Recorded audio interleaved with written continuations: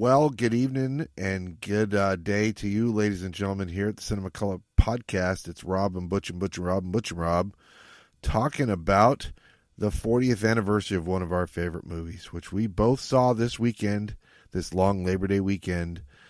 Didn't feel long, but it was long, at theaters for its 40th anniversary release. That's right, Star Trek II, The Wrath of Khan, a.k.a. The Vengeance of Khan, a.k.a. The Undiscovered Country.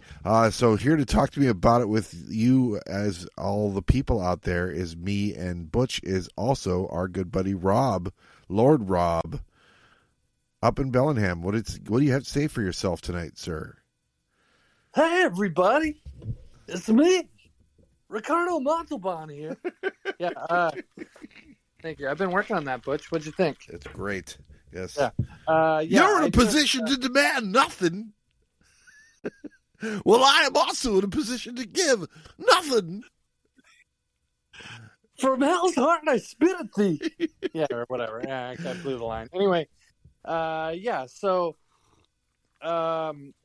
this is one of our favorites. I believe I speak for the both of us as far as movies go, and definitely as far as Star Trek movies go. Yeah. I had seen this movie in the theater before. I saw it in, what was that, 85, when the legendary first three movies were shown in one midnight, showing. I think that was in 84. That was in 84, I think. 84? Yeah. Okay. And so that was the first time I saw it in the theater. I did not see Wrath of Khan in the theater when I was 12. I've seen it a couple times since at various anniversaries and whatnot, but it was fun because I took my son Brett to it, and he had not seen it in the theater. Wow. And so that was fun. Of course, in 2022, you always have some asshole sitting behind you talking the whole time. So I'm about over the theater experience. I didn't think I'd ever say that in my lifetime, but I've almost had it. But it was fun to see it. I always liked the director's cut, even though this was not the remastered version of that. Yes. It does have the extra footage and all that. So, and of course, Butch, as you know, today's the day that all that stuff came out on, all the remastered editions came out today of the first 6 Star Trek movies.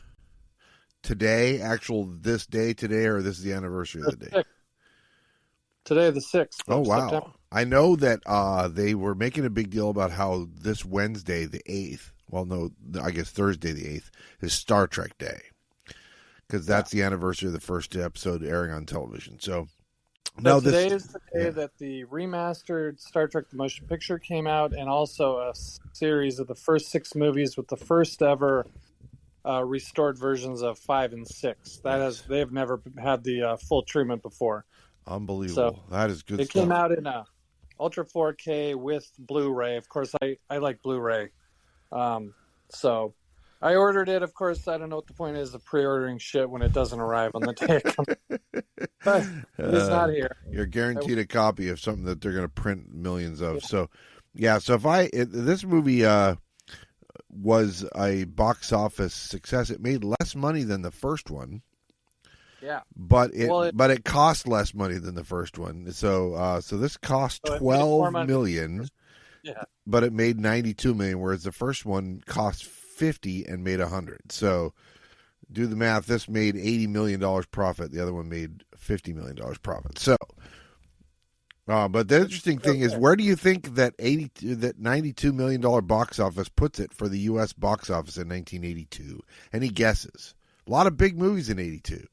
I'm going to say 10th. It was 6th. Coming in at number 6, Star Trek II, The Wrath of Khan with its $92 million. Finishing just above it at just over $100 million was Porky's. I can't believe Porky's made more money in this movie. I cannot believe it. The things the boobs will do to people. Number 4, Rocky 3 was number 4. I can see that being higher. I can see that, yeah. Number 3, An Officer and a Gentleman. Don't see that. Didn't see that. Number 2, Tootsie.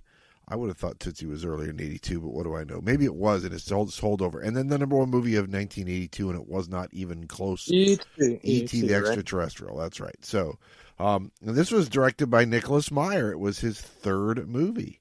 that he'd ever directed. I wrote down all the movies he ever directed. So those include all of the movies. Time After Time was his first in 1979. Then he did Volunteers in 1981. And he did The Day After. Well, yeah, I'm talking about theatrical. Yes, he did. So he did The Day After too. Then he did. Let's see. The Day After is very historic. Yes. I mean, that was, I believe, the most widely watched TV movie of all time for a long time. It was crazy. That's right. So the other theatrical ones were The Deceivers in 1988, Company Business in 1996 or 1991, and we should also not forget Star Trek VI, The Undiscovered Country in 1991. That is all of Nicholas Meyer's theatrical directing credits. That's it. 6 movies. He's done 6. 2 of them were Star Treks. They were arguably 2 of the 3 or 4 best Star Trek movies. Well, good for him. Yeah, and Time After Time is well regarded. I have that movie. That's a really fun movie. Yeah, Malcolm McDowell goes and travels through time and kicks people in the nards and stuff like that. And it's got our good friend of the podcast, the other guy, that's in Star Trek 5 and 6. What's that guy's name? David Warner. Yeah. Yeah. We just lost him earlier this year, by the way. That's a damn shame. Yeah, it is a damn shame. That's right, exactly. So, but this award wise, it was not nominated for any Academy Awards because it was a sci-fi movie in 1982, so that wasn't happening. Give me some Saturns. So it did win 2 Saturn Awards. It won the Saturn Award for Best Actor, William Shatner, and it won for Best Director, Nicholas Meyer. And then there was nominated for 5 more: makeup, costumes, writing, and 2 acting awards. Get this. Best Supporting Actress, Kirstie Alley, and Best Supporting Actor, go ahead and guess. Ricardo Montalban. No. Strike 1. Nimoy? Strike 2? Okay, let me think now. The pressure's on me here. Ricardo Montalban? You're out! Walter Koenig, nominated for a Saturn for this movie. Swear to God, I read it on the internet. It must be true. I looked it up on Saturn Awards' own website, right? He was good, though. I mean, I wouldn't say he was great. Up in the ballot box, though. Let's be. Well, he didn't win. And then also, it also was nominated for the Hugo Award for Best Dramatic Presentation. And you're like, okay, what else could have been nominated that year? Well, it was this movie and the aforementioned E.T., which did not win. And also The Dark Crystal, which did not win. And also The Road Warrior, which did not win, nor did this one, because Blade Runner came out in 1982.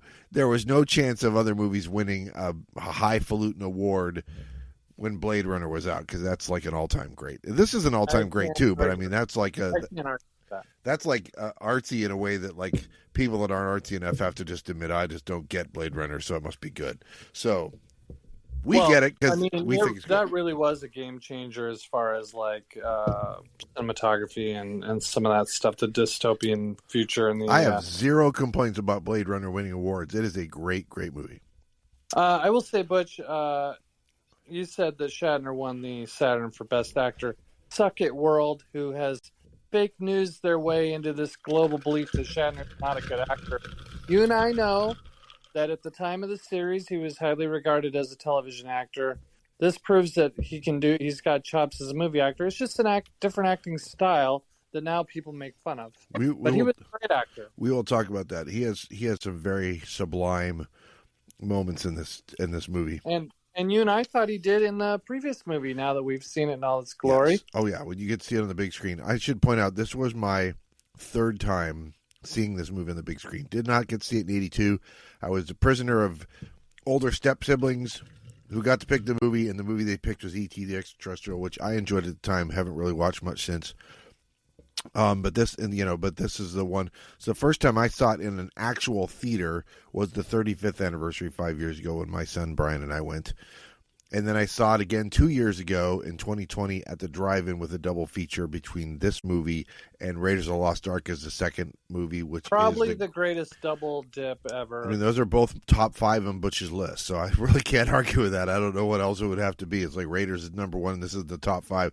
I guess maybe you Hunt for Red October after you wake up from a nap. That's exactly. Well, funny because Hunt for Red October is my watch it while I have the flu. If I'm like really sick, that's what I watch. So. Funny you should mention that. One Kleenex only facility. Kidding. Exactly right. I haven't even been drinking, and I flubbed the line. Well, your Russian's a little rusty. Your Russian's a little Scottish, as it were. That was my Gene Simmons. Yeah. Did you like it? I did it. Hey, so I have a lot of little statoids about this movie. Little commenting things. Yeah, go ahead. You may indulge yourself. I love that line. Any chance to go to my list of factoids? I'll take it. That's right. I don't care. So let's see. Montalban, they had to make space in Montalban's schedule because he was doing Fantasy Island, and he did a different movie in 82 or 482 that time. I don't remember. It wasn't anything I recognized. But he was eager enough that he, when they made the offer, he went back and watched his performance 3 times so he could get better at falling back into the character. He took less money than they offered because he felt that he couldn't give them as much as he wanted because of his schedule. That schedule also made it so it was impossible for him to film scenes with Shatner, Nimoy, or any of the other non-Walter Koenig, Paul Winfield characters. So alas, we don't get. So it's all. There's so many conversations that happen on view screens. It did feel like the TV show that way. Yeah, so, I want to give a shout out to Paul Winfield of Presumed Innocent fame. He's great. He is absolutely great. Also, he's a friend of the podcast. We did Terminator. He was the police chief on the Terminator. For a Ford Timber movie because it's got Greta Van Voom in Presumed Innocent. Hold on, I'm trying to type that into my Google search. What's her name? Greta Scacchi. Yes, exactly. Oof. Yeah, Greta Scacchi had her moment in time. That's for sure. Let's see. So a couple other things. So we meet Lieutenant Savick in this movie. Lieutenant Savick played by Kirstie Alley, introducing Kirstie Alley no less in this movie. So that was good. She they do not say it in this show other than that she cries a little bit at the end. She says "damn" at the start, and so you're like, so they're kind of giving away. Maybe she's not Vulcan, but in terms of the novelization, half Vulcan, half Romulan. Yes, that tells you that. Like on the first page, yep. I read the first half of that book yesterday afternoon in anticipation because I knew there was going to be some backstory in there, and I knew I had read that before that she was half, and it had a very Tasha Yar like backstory. Right? Yes, exactly. Rough upbringing. Hey, guess who? You know what? That was not Kirstie Alley, not Nicholas Meyer's first choice. Do you know who his first choice was to play Savick? No, but she is smoking hot. She is smoking hot. Robin Curtis takes over the role in Star Trek 3 and 4. But Kim Cattrall was the first choice to play Lieutenant Savick. Kim Cattrall, who will play Valeris, the Savick stand-in in Star Trek 6. Yeah, very Savick. Yeah. Savick-like. But she can, and she's cute in her way in that time. But she's no Kirstie Alley back then. Kirstie Alley had very kind of like alien-like features too, right? I mean, she works as a Vulcan because of that. Well, she was smoking hot back then. Yes. Now, would that last throughout her life? Depends on who you ask. I say no. Well, this was peak Kirstie Alley, I think, for sure. So, this is Riddick Bowe in the first Holyfield fight. It's good as she's going to get. She's still regulation at this point. That's what I'm saying. Okay, so let's see. Nicholas Meyer, when he became the director for this, he went through all the Star Trek episodes and found something that he could work with in Space Seed. And then he decided to amplify the militarism of Starfleet more than we'd ever seen it before.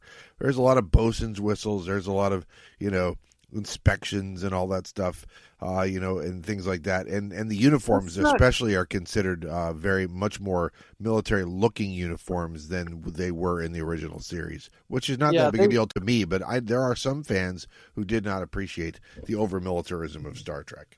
Well, I think you have some leeway after Star Trek the Motion Picture to do whatever you want with the uniforms, and it's probably going to be an improvement. Yeah. That being said, they did turn out better with the remastered color this year.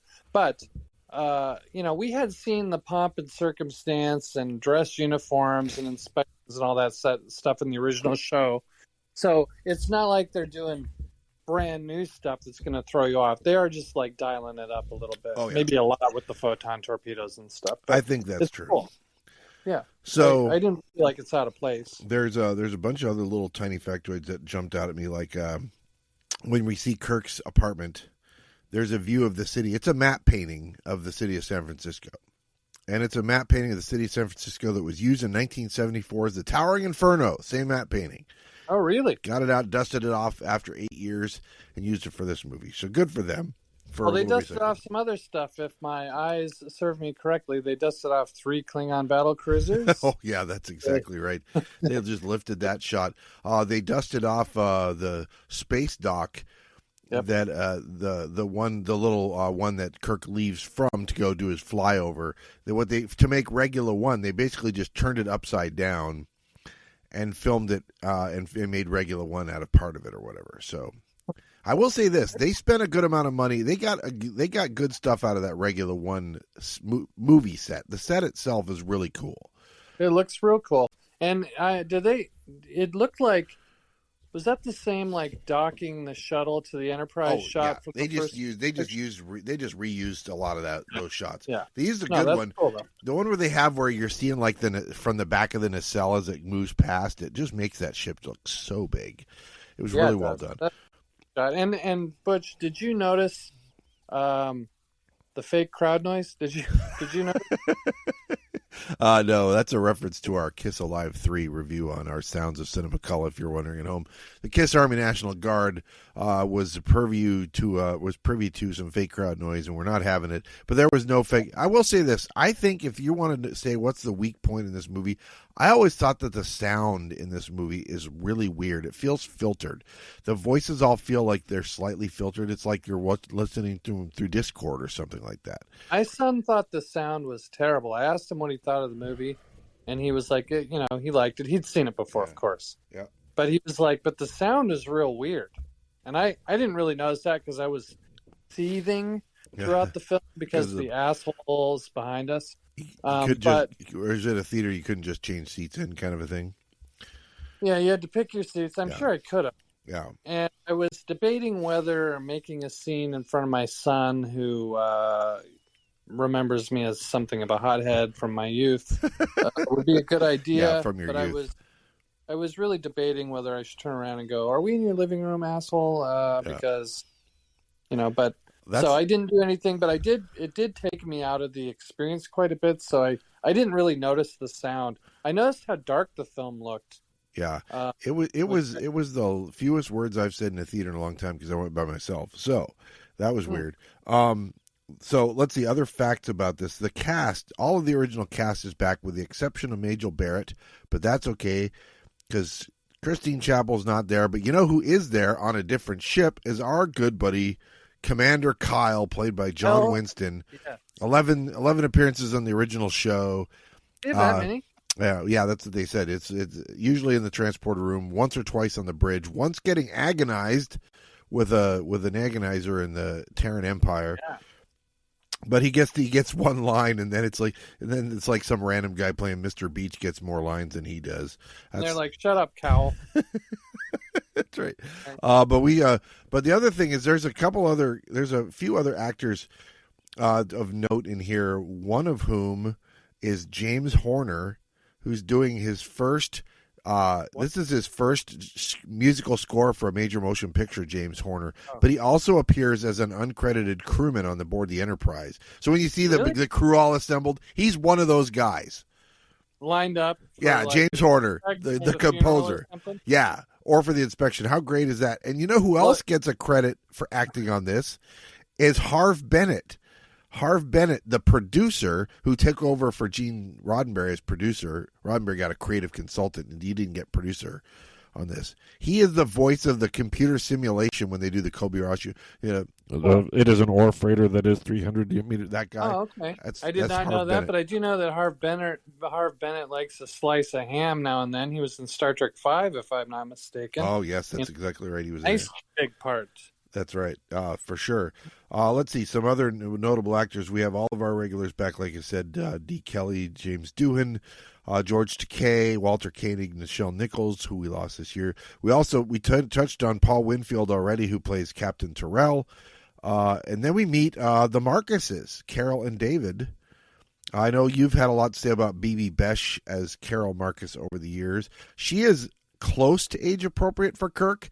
What did I say about her? She's like 45. Yeah. Right? So, she was actually something along those lines. So she's 11 years young. She's 11 years younger than Shatner. But at least looks more age appropriate. And then Merritt Buttrick plays her son David, who we learn as the movie goes on.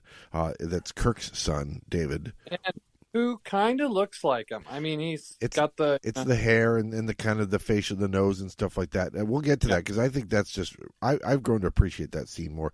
What did I say about the chick? I always remember you saying that she wasn't quite hot enough or whatever. Okay, but now that I'm 52, I'm like, okay, Kirk, I get it. I think so. I think so. That's funny. Funny you should mention that, by the way. Somebody did the math on the dates of the dates that are given in this movie and then the dates that are given in J.J. Abrams' Star Trek 2009 that establish timelines, and they determined that when Kirk is celebrating his birthday in this movie, he is turning 52 years old. Rob and I are both 52 years old, ladies and gentlemen. So Kirk, in this movie, is the same age we are right now. That he's actually younger than us in this viewing. That explains the somber atmosphere at his house. Yeah. Damn it, Jim. Other people celebrate. Why are we treating yours like a funeral? Because we feel like we're dead. That's why. Yeah, I always kind of think of him as being, turning 50 because that's kind of a big one. Not that I've known that that's what it was, but it has that feel about it. And, I think I'm sure touched on this before, but one of the reasons this movie holds up so well is it's not just about Kirk and Khan. It's about aging. It's about death. It's about loss, all this. So some of those timeless human condition topics that kind of transcend the simple revenge story. So I think it's just a great movie. It really is. It is. It's tremendous. The other thing in terms of dates that they finally work out in this, the very first thing you see after the credits play, and they say directed by Nicholas Meyer, the music goes down and they say the words in the 23rd century. Yeah. So I've said this a million times, Butch. Yeah. I've been off for as long as I've known you about this 200 years business. So I rationalized my way into accepting the 200 years before you were born. But later in the movie when he says 200 years ago, I'm like, no. 300. Yep. Well, in fairness, he was asleep for most of it. So we'll give him that. But listen, to tell you how messed up the timeline was, including Star Trek The Motion Picture, which came out 3 years before this, they had never officially established that this even takes place in the 2200s. They played around with it. The Trelane episode, Squire of Gothas, that makes it sound like it's 900 years after Napoleon, which would have been 2800 or something like that. You and I wince at every time. 2700, right? So that obviously wouldn't have worked and stuff but like that. That is explained away by the fact that Trelane is a dunce. And when Roddenberry made this series, he said it could take place anywhere from the 2100s to the 3100s. Yeah. And so he was like, it doesn't matter. It doesn't matter, said Gene Roddenberry. But of course, he didn't think it was going to be like this, where people would be going, it's a 40th anniversary of a second cinematic movie they made out of his 3-year TV series that he thought died on the vine in 1969, and we're dissecting it. So, because they just were releasing all of them in the original uncut restored versions. And they had no idea what they were creating when they did this. Man. And some guy in his 50s is going to be buying for the 10th time Star Trek II, The Wrath of Khan. Yep. You know who else did not get how big of a deal this is? Judson Scott plays Joachim formerly known as Joaquin in the TV show episode Space Seed. Khan's right-hand man, as it were. His Alexander Hamilton, as it were. I need my right-hand man back because his right hand's covered by a glove the whole time. See, that's why he needs a right hand right there. Yes. So Joachim is played by Judson Scott, uncredited. He is not listed in the credits.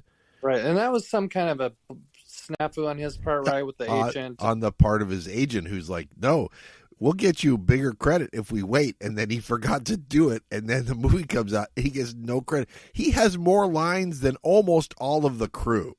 Did they not? So that's not something where they can put him in later and say, fix that error 40 years later? I think they paid him accordingly, or maybe, I don't know. It seems weird. When you're making a movie on the budget that they did, you kind of they're probably like, woohoo, he dodged a bullet there. No wonder he talks so freaking much in this movie. We're not getting any of those people's lines. Did I reckon? I've never looked into this, but I could swear one of those chicks in Khan's crew, brood, whatever it is, coven. I thought one of those dead-eyed women looks familiar, but I don't know. Were any of them in anything? I did go through the IMDb and look, and there's a lot of uncredited people in there. There's like 4 people. Khan's crewman number 1, Khan's crewwoman number 1. The one that's listed is Khan's navigator. So when they're about to fire, on the Enterprise, the girl in the Chekhov spot is played by Laura Banks. But I did not get anything else on nothing else that she's been in. But she's at least been in other things. You might have seen her, and she's very pretty, by the way. I'll give her that. They all kind of have that. Speaking of the Road Warrior, I think they're all using the same outfits as the people in the Road Warrior were. So that's good that they both came out the same year. I don't know if that was a Paramount picture or not. I think not. It was filmed in Australia. Walk away. Yeah, that was a great year for sci-fi. I'll say this. Yeah, for sure. That might be one where you talk about it in the great movie years in sci-fi history discussion. It's tough not to give it its props for that, right? I mean, there's a lot that came out that year. Well, I have one other thing. Speaking of things that didn't come out, though, whenever they show that shields up graphic, boop, boop, boop, boop, boop, boop, and they have the dots go around it, that graphic goes all the way back to the development of Star Trek Phase 2. Oh, really? When they were building sets and coming up with graphics, they had the Michael and Denise Okudas of the world coming up with all the graphics and displays and stuff like that. They were, boop, boop, boop, boop, boop, boop. We'll do that for the shields going up. And to, because I heard some snickering in the theater from behind me last night. Yeah. With some of the special effects.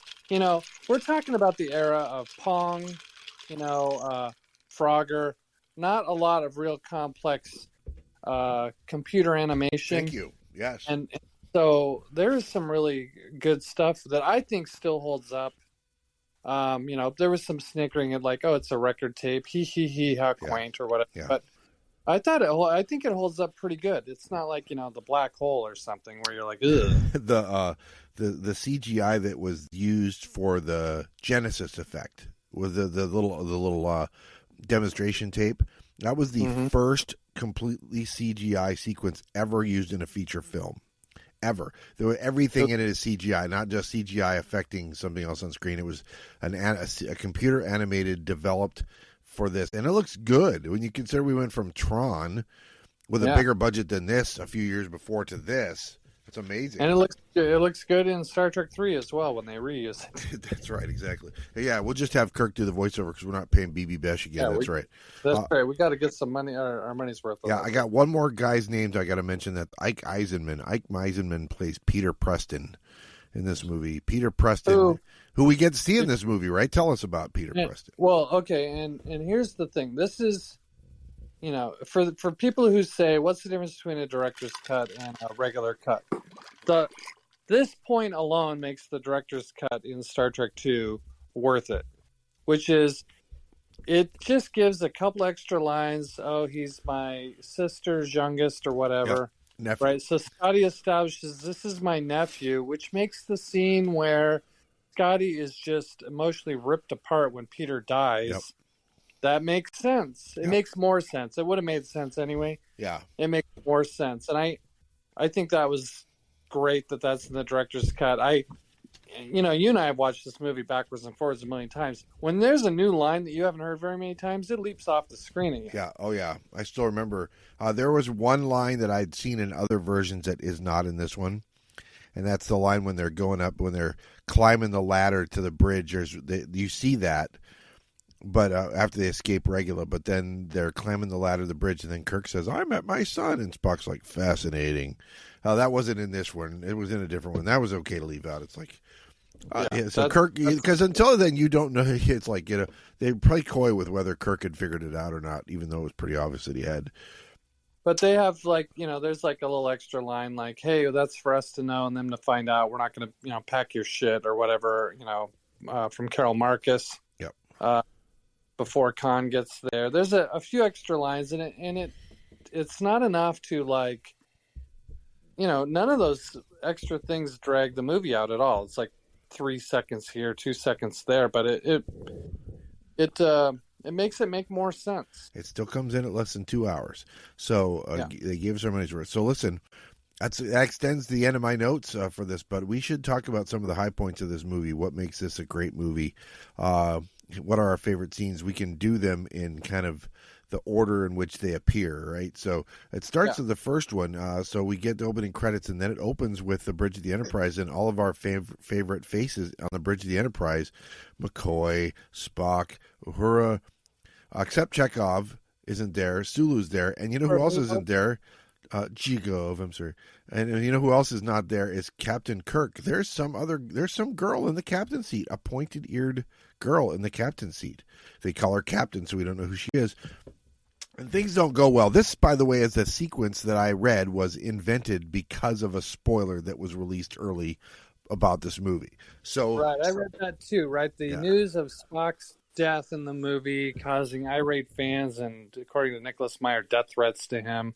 So then, you know, you have this scene in the beginning where, and I suppose somebody might be like, "Oh, okay, I get it." That's and then let their guard down. Is that what you read? Exactly. So they had to invent this scene, and considering how big of a thing the Kobayashi Maru has become in the Star Trek franchise, the fact that the whole sequence was just an invention to give a curveball to me. Oh yeah, well he looks like he dies on the screen, but he doesn't really die on the screen. Kirk says, "Aren't you dead?" Can I give you a real life counseling example of the impact of that? Yeah, thank you. All right. So last week, I was talking to a patient, and I wear a Star Trek mask, and I've got a picture of Captain Kirk. So they know you're on the team, right? They're on Team Trek, and this person had finally gone ahead and taken my not advice but suggestion. You know, why don't you be honest with your significant? And he said, "I'm the first person ever to pass the Kobayashi Maru test." That's what he said to me last week. Oh, okay. So I was like, I got to tell Butch that one, because that.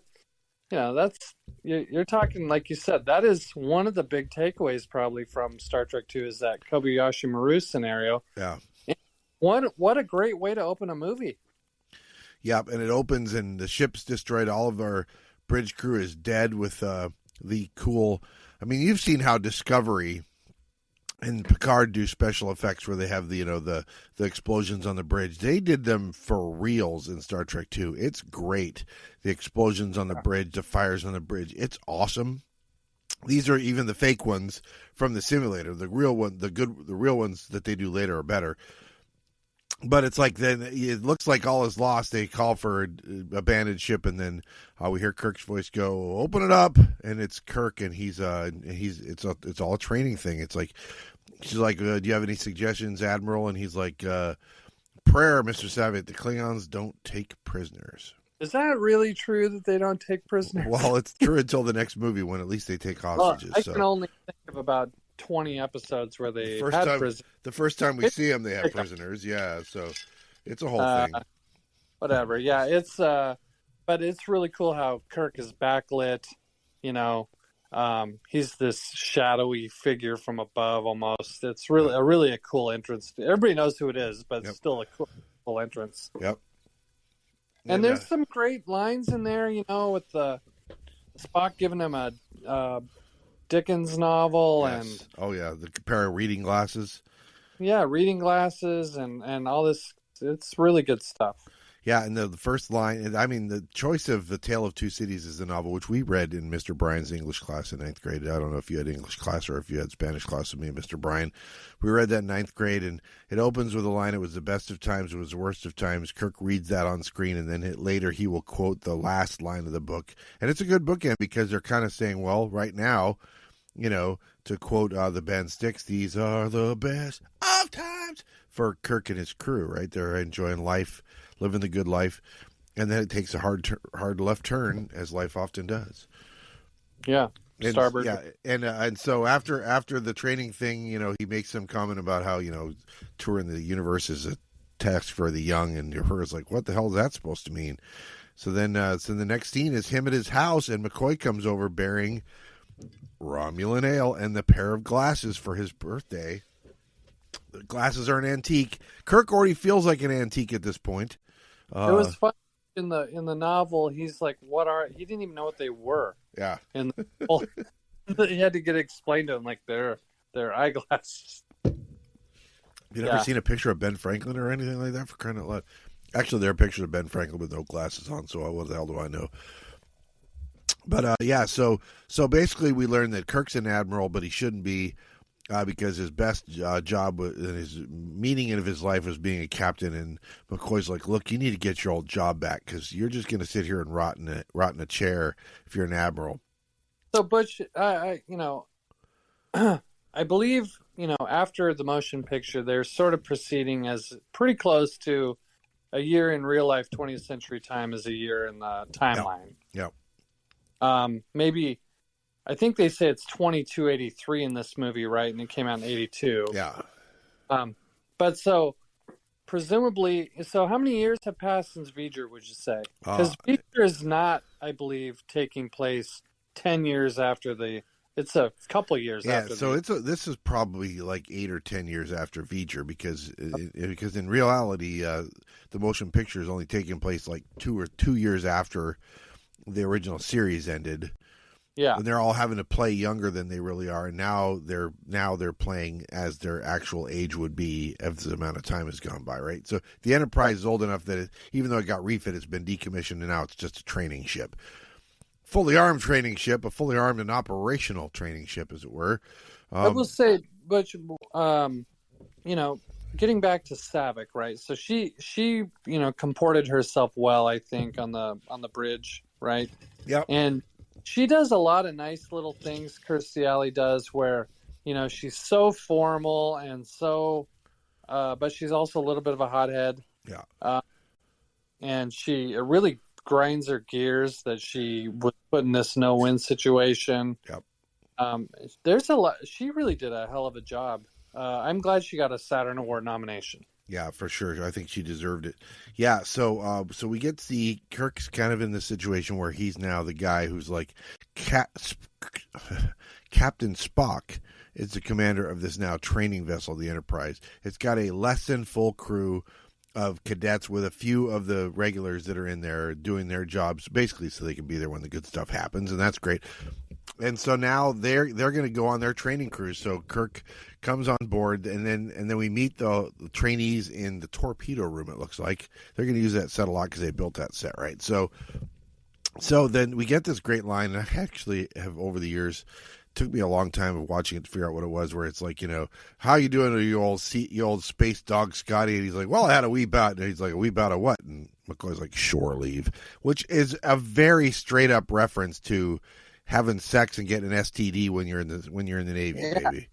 I always interpreted that to be like a hangover, but then this month I was like reading some articles, and they're like, is that an STI or whatever? And I was like, oh, that actually makes sense. UTI or STDs. Well, sexually transmitted infection, I believe, is what they're calling them now. Fair enough. Right. Formerly known as STD, formerly known as VD, until V'ger screwed. But yeah, so I think that is a VENEREAL venereal. Tiseas. Well, I guess we'll never know what that last letter is. Anyway, So your interpretation, I believe, is correct, because that is a really fun idea of Scotty at his age going on shore leave and doing who knows what to God knows who. Just needed a little penicillin. That's right. So, it's funny. It's fun thinking of Scotty doing that, isn't it? So, So then they get on there. They have their little their little inspection. I think the inspection consists of Kirk like seeing if there's dust on the console, and if not, he's like declares the ship ready to go. What about the rest of the inspection? Nope, we're moving on up to the bridge. Let's go. And then when they get to the bridge, we have I will say this: if this movie has several very subtle, funny moments, but there's really no belly laughs in this movie. I don't think. I mean, there's a lot of subtle humor, and the subtle humor I think is the one that's coming up when they go to the bridge. And it's like, Spock sitting in the captain's chair, and then he says, and McCoy and Kirk over there, and he says, hey, Saavik, have you ever piloted a ship out of space dock? And she says no, and then he's like, for everything, there's a first time. Wouldn't you agree, Admiral? And then he gives her the seat, and it's so funny because McCoy and Kirk look like they've just eaten a box of kittens. I mean, they're just like, and I'm like, Sulu's actually piloting the ship, right? She's like giving orders to the guy who's not going to crash the ship, even if she gives him an order to, right? Yeah. But it's still a funny moment. Yeah. It's what I like about it. That is a funny moment for Star Trek fans. I think a casual viewer is going to probably not get that. I'm pretty sure, because I doubt I got it the first time I saw it. But really funny. And, that's one of those, kind of, you're tickled when you see that. It's like, it's not a laugh out loud, but it's cute. And so is the, later on when he says, Jim, be careful. And McCoy says, we will, right? That usually chuckles. That's right. Yeah, I do like McCoy does get a couple good lines in this movie. He turns, when Saavik walks by, he turns to Kirk and says, would you like a sedative? And he's like, shakes his head. That's very funny. It's like, maybe you would rather be sleeping through this part of the ship, of the voyage. McCoy has a ton of great lines. He's like, did she change her hair? And Kirk says, I hadn't noticed. And then McCoy says, wonderful thing, Romulan ale, yep. Right? That's a good one. Yeah, let's talk about that scene, because that's another good scene. So later on, they're on their way to they're on the training voyage where they're not on their way to anywhere in particular, because they're about to get that message. So Kirk's in the elevator and hears a voice saying, hold the elevator. So he does, and it's Saavik, and she's in like a white tunic and her hair's down. And she looks smoking. And she looks smoking, and he's like, are you wearing your hair differently? She goes, oh, it's still regulation. And then she stops the elevator and asks a question about, well, how did, you said something, did you ever take the Kobayashi Maru? And if so, what'd you do? And he's like, may I ask what you did? And he's like, well, you may ask. Yeah. Did you notice also he stares at her tits? Yes. Well, dude, I mean, yeah, it's like, that's, I will just say, like, it's, in the 21st century, you better not do that when you're standing there 3 feet from one of your female coworkers or, subordinates. You better not do that. Apparently you can in the 23rd, because he like is looking at her, looks at her hair, looks at her, and I'm like, don't do it. And then he totally does it. I was like, first of all, I'm doing it the whole scene. It's amazing. I noticed that he did it, because I'm barely looking away from him myself, but I'm not in the room, so nobody knows if I'm doing that or not. So yeah, and you're not commenting on her hair, even if she has changed it. You're keeping your mouth shut. Yeah. I just noticed you had a head like 15 minutes ago for the first time. So no, I'm just kidding. That's a joke. Come on, I'm just kidding. We're being a little bit. A lot of times, Rob and I especially slip back into when we were kids and would watch this movie. This movie brings out the kid in us, and the kid in us is like, yeah, I'm looking at the boobs the whole time. And so I'd like to say we don't do that now, but when you're older, when you've been doing it your whole life, you still do it. So. Right. We do not. Yeah, that's exactly right. So then, of course, I'm missing a sock. I don't know what that has to do with it. Right. Then, of course, Kirk says, "You may ask," and he turns the elevator back on. The elevator stops the next floor, and there's McCoy. Who's been holding up the damn elevator? And then she leaves. He gets in. Elevator too. Yeah. We're in turbo lift era. Well, the thing is, when the captain is in the lift, if it's on hold, that's cool. What are you going to do? Pull rank on him? He's a freaking admiral. I forgot he's the admiral, not the captain, too, at this point. So, yeah. So then McCoy gets in, and then he said, "Did she change her hair?" Didn't notice. Yeah, another subtle line from Kirk. So, but yeah, I don't want to gloss over that scene in Kirk's apartment. That is probably my favorite scene in the movie. Talk about it. Well, Kirk's there. I've always loved that Starfleet headquarters is in San Francisco, right? So you're tying the future into something we all recognize. Yep, Sulu's hometown. Yeah, and I love that Kirk has a place there. It's cool. And it's cool to see the front. I don't know about you. Every time I watch a Star Trek movie, I'm looking at the furnishings of their quarters or their house, because how many times in the show you see Kirk or Spock's quarters, you're looking at it, even Uhura's, like, what is she like? Yeah. And I get to know somebody is what do they like in their house. So he's there alone. It's his birthday. McCoy comes over, but it's an awkward exchange they have. And Kirk's obviously not in a great mood. And McCoy goes all classic Bones, kind of lets him have it. But then also, makes a good point, which they had made in the previous movie as well, which is you're not suited to be a paper-pushing, corporate hack or whatever. You're supposed to be out there doing the thing that's your gift. Your gift is commanding a starship better than anybody else. And you're not doing it, and so you're wasting your. Yeah, Spock will say later in the movie, anything less is a waste of material. Yeah. To put it in very simple utilitarian terms. Right, and I just think that's such a cool scene, and it is important. It's going to pay off later on. So it's just does a lot happen in the scene? No, but yes. Yeah, but and let's be honest, Rob. If we're going to be honest about it, this scene means more to us now that we're Kirk's age in the movie than it did when we were like 15 years old watching this movie, right? But even it's a cool scene. I mean, it is. But I mean, it means a lot. I mean, we can relate now, right? It's like the whole thing about it's like, well, I'm just kind of And I suppose when 30 years from now, we'll be looking at it even more differently. And so, well, I'm not going to be looking at anything in 30 years, probably, but I hope to be. But looking at the inside of a coffin lid, at least. Come on, man.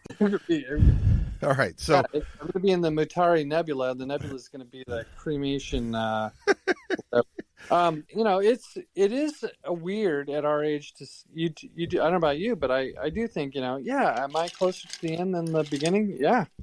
A lot closer. Yep. I remember telling myself in 1976 that I was going to live till 2076 so I could see the tricentennial.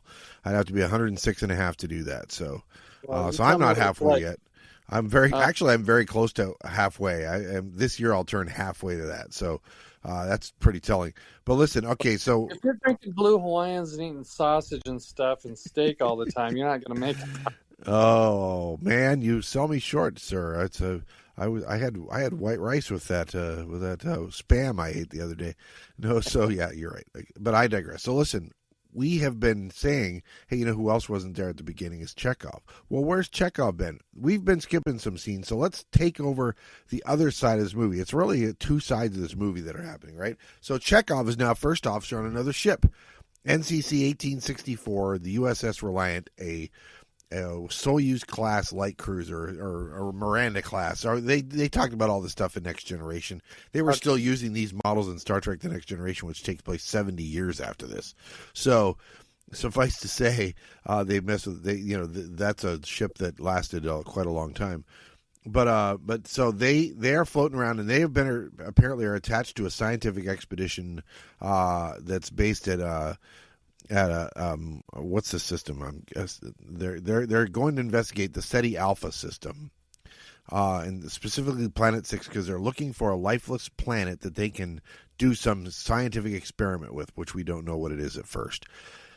And when they and so they get to SETI Alpha 6, and Chekhov is the science officer and first officer. It sounds like very much the Spock model, which of course he was the backup Spock in Star Trek. He was the protege, 2 and 3. So.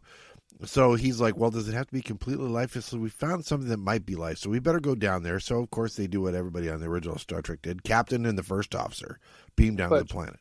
Yeah. What do you think, spoilers ahead, listener, what do you think of this pretty big error that the Reliant makes? Oh, when you go into a star system and you're like, well, let's see, where's Ceti Alpha 6 at? Should be right about there. And close enough, I guess. Yeah. So what we learn later is that when they go into the star system, which Chekhov has been to before, if you believe it, although there's a whole thing about Chekhov wasn't on the show in season 1, but in the novelization, they made it clear he was in the security office of the Enterprise. Yeah, that's not. I don't have any problem with that. But what happens is but he's been to that system before, is what I'm saying. Chekhov has, even if he wasn't on the bridge at the time. And they get to this system, and it's a system with at least 6 planets. Except it's got a planet missing now, because we learn later from a certain character that Ceti Alpha 6 exploded. And so now that planet's not there. So why do they think 5 is 6? That's a big error. If that's the error you're talking about, I agree. It's huge error. I mean, you would think the basics of... and Khan, I'm actually okay with the error. I was curious about your opinion. He says the orbit was shifted and whatever. Yeah. I'm like, okay, I'm sure they don't come in and count the planets on their way in. Yeah. It's probably like you said, this is about where it ought to be. And I'm even okay with Chika forgetting that he's been there, because how many systems did the Enterprise go to? All of them? A few. Right? So, yeah. So I'm okay with that too, not immediately knowing. But you could make the case that for a scientific ship to not know what planet they're visiting is a little weird.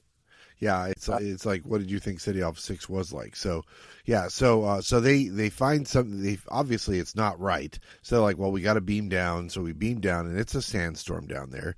And they wander around for a while.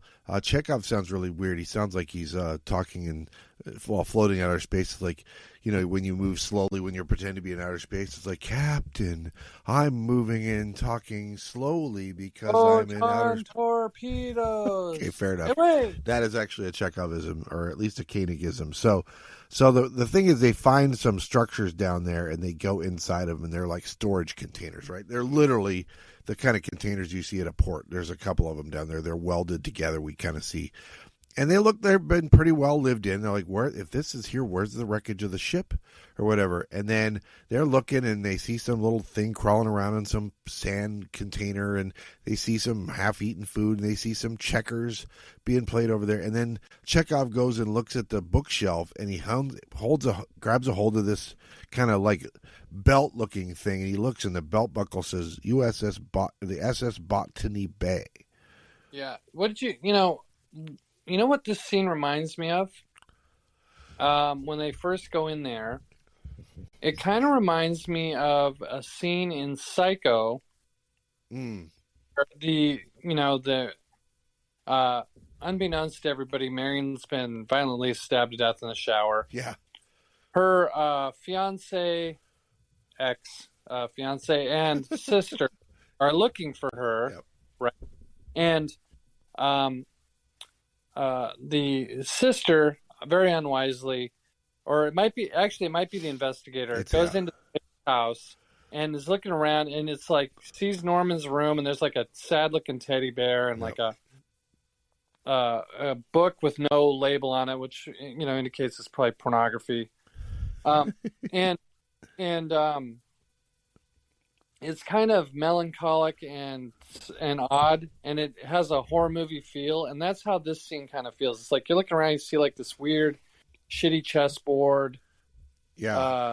The fish tank with something not a fish in it. What the hell is that thing? Yeah, exactly.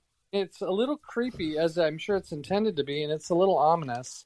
And then we get we, the viewer, probably don't know this right away. You and I would. Yeah. But Chekhov has that moment of realization with the Botany Bay. Oh, shit, we got to get out of here. Come on, Captain, let's go. Come on, I left the oven on. Let's get out.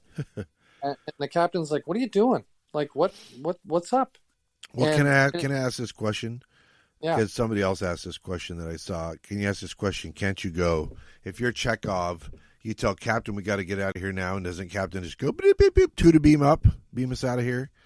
Why do we have to go outside? And if we go outside and there's a bunch of people outside, can't we at that point just go beep, beep, to beam up? Well, I was thinking that later on when, Khan really unwisely leaves Kirk, spoiler, inside the regular planetoid. Yeah. Buried alive. Yeah. When you just beam him up, I mean, that's a good he's point. talking to you on a communicator. You know where he is, so you could beam him. Beam down a grenade or something. I don't know. Whatever. Well, you don't even have to do that. Just beam him to the bridge and beat the shit out of him for 6 hours. I mean, beam him to the bridge and beam him out into space or something. Beam him from I wouldn't pull a Bond villain though and say I'm just going to leave you here. Like the Enterprise is looking for him. Well, we'll get there. We'll get there because there's a poetry to what he does, so we shouldn't get too far ahead of ourselves. So so then they go outside and there's a bunch of people dressed as Fremen from Dune standing outside because it's Dune. Let's be honest. Yeah. And so not too long after that, they're inside and there's a bunch of ragamuffins in there, a bunch of again rejects from The Road Warrior, the other movie that filmed in '82. Now, Butch. Yeah. How old are these rejects? Do you think? So I think the idea here is that they're supposed to be the people that he had on the ship with him. I've read people say, no, they're his descendants. So when I said Joaquin was his right-hand man earlier, and now it's Joachim who's his right-hand man, it's because Joachim is his son. Okay. Or Joaquin's son or whatever. That doesn't work. It's 15 years have passed. And they have not been old. They have not been on this planet long enough to have people adult, unless you're going to say that like genetically modified people have kids that grow up to adults in like 5 years or something like that. Yeah, that's what I was wondering. I was like, so did they have a bunch of 10-year-olds on the ship? No, when but again, the thing is, right? So they're genetically enhanced, and so we can assume that their good genes mean they live longer, right? Now, and Khan was around before any of them. So what we assume happened is Khan was genetically modified, and then for decades later, he genetically modified a bunch of other people during the Clone Wars. I'm sorry, during the eugenics wars, right? So we're going to assume that they are in their 40s lifetime, that they were in their 20s when they got on the ship. It's been 15 years, so now they're in their late 30s, but they have good genetics, so they look like they're in their late 20s, right? Okay, I'm okay with that. So yes, but anyway, we see all of them, and when we get the big reveal when the guy in the mask pulls off the one side of the mask, pulls off the other side of the mask, lifts the helmet off, and it's Khan. We get a lot of whispered Khans in this movie, well, at least two. Right. And by the way, this is a great thing because you know who else is going to get a rap for like overacting in this is Ricardo Montalban. But in this scene, he's good and subtle, right? You got to play slow burn. You got to do the I find myself growing fatigue before you're going to go, I possess the strength of 8 people like you. Well, and what did he do in the original episode that was so cool? Charming villain. Yeah, the charming villain. That's right. So there's a lot of great lines in here where he's like, he's pushing the information. He recognizes Chekhov, which everybody sees as like an error on the part, and it was. They admit it was, but they retconned it, and it's believable retcon, right? Just because you haven't seen Chekhov on the bridge doesn't mean he wasn't in the crew. You haven't seen a lot of the 435 people in the crew. So he does the whole, he's like, well, did you never tell your captain about how you met me the first time? It's like you never told him the tale about how Captain Kirk did this and that. And then Terrell, the Captain Terrell, played by Paul Winfield's like, I never even met Admiral Kirk. And Khan kind of has a moment where he loses himself in the thinking of what that means. Admiral.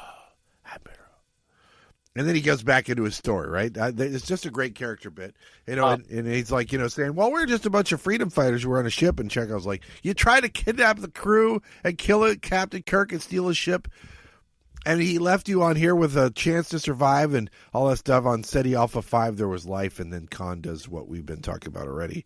Then he loses his shit when he says, well, I'll let you say it, because... Oh.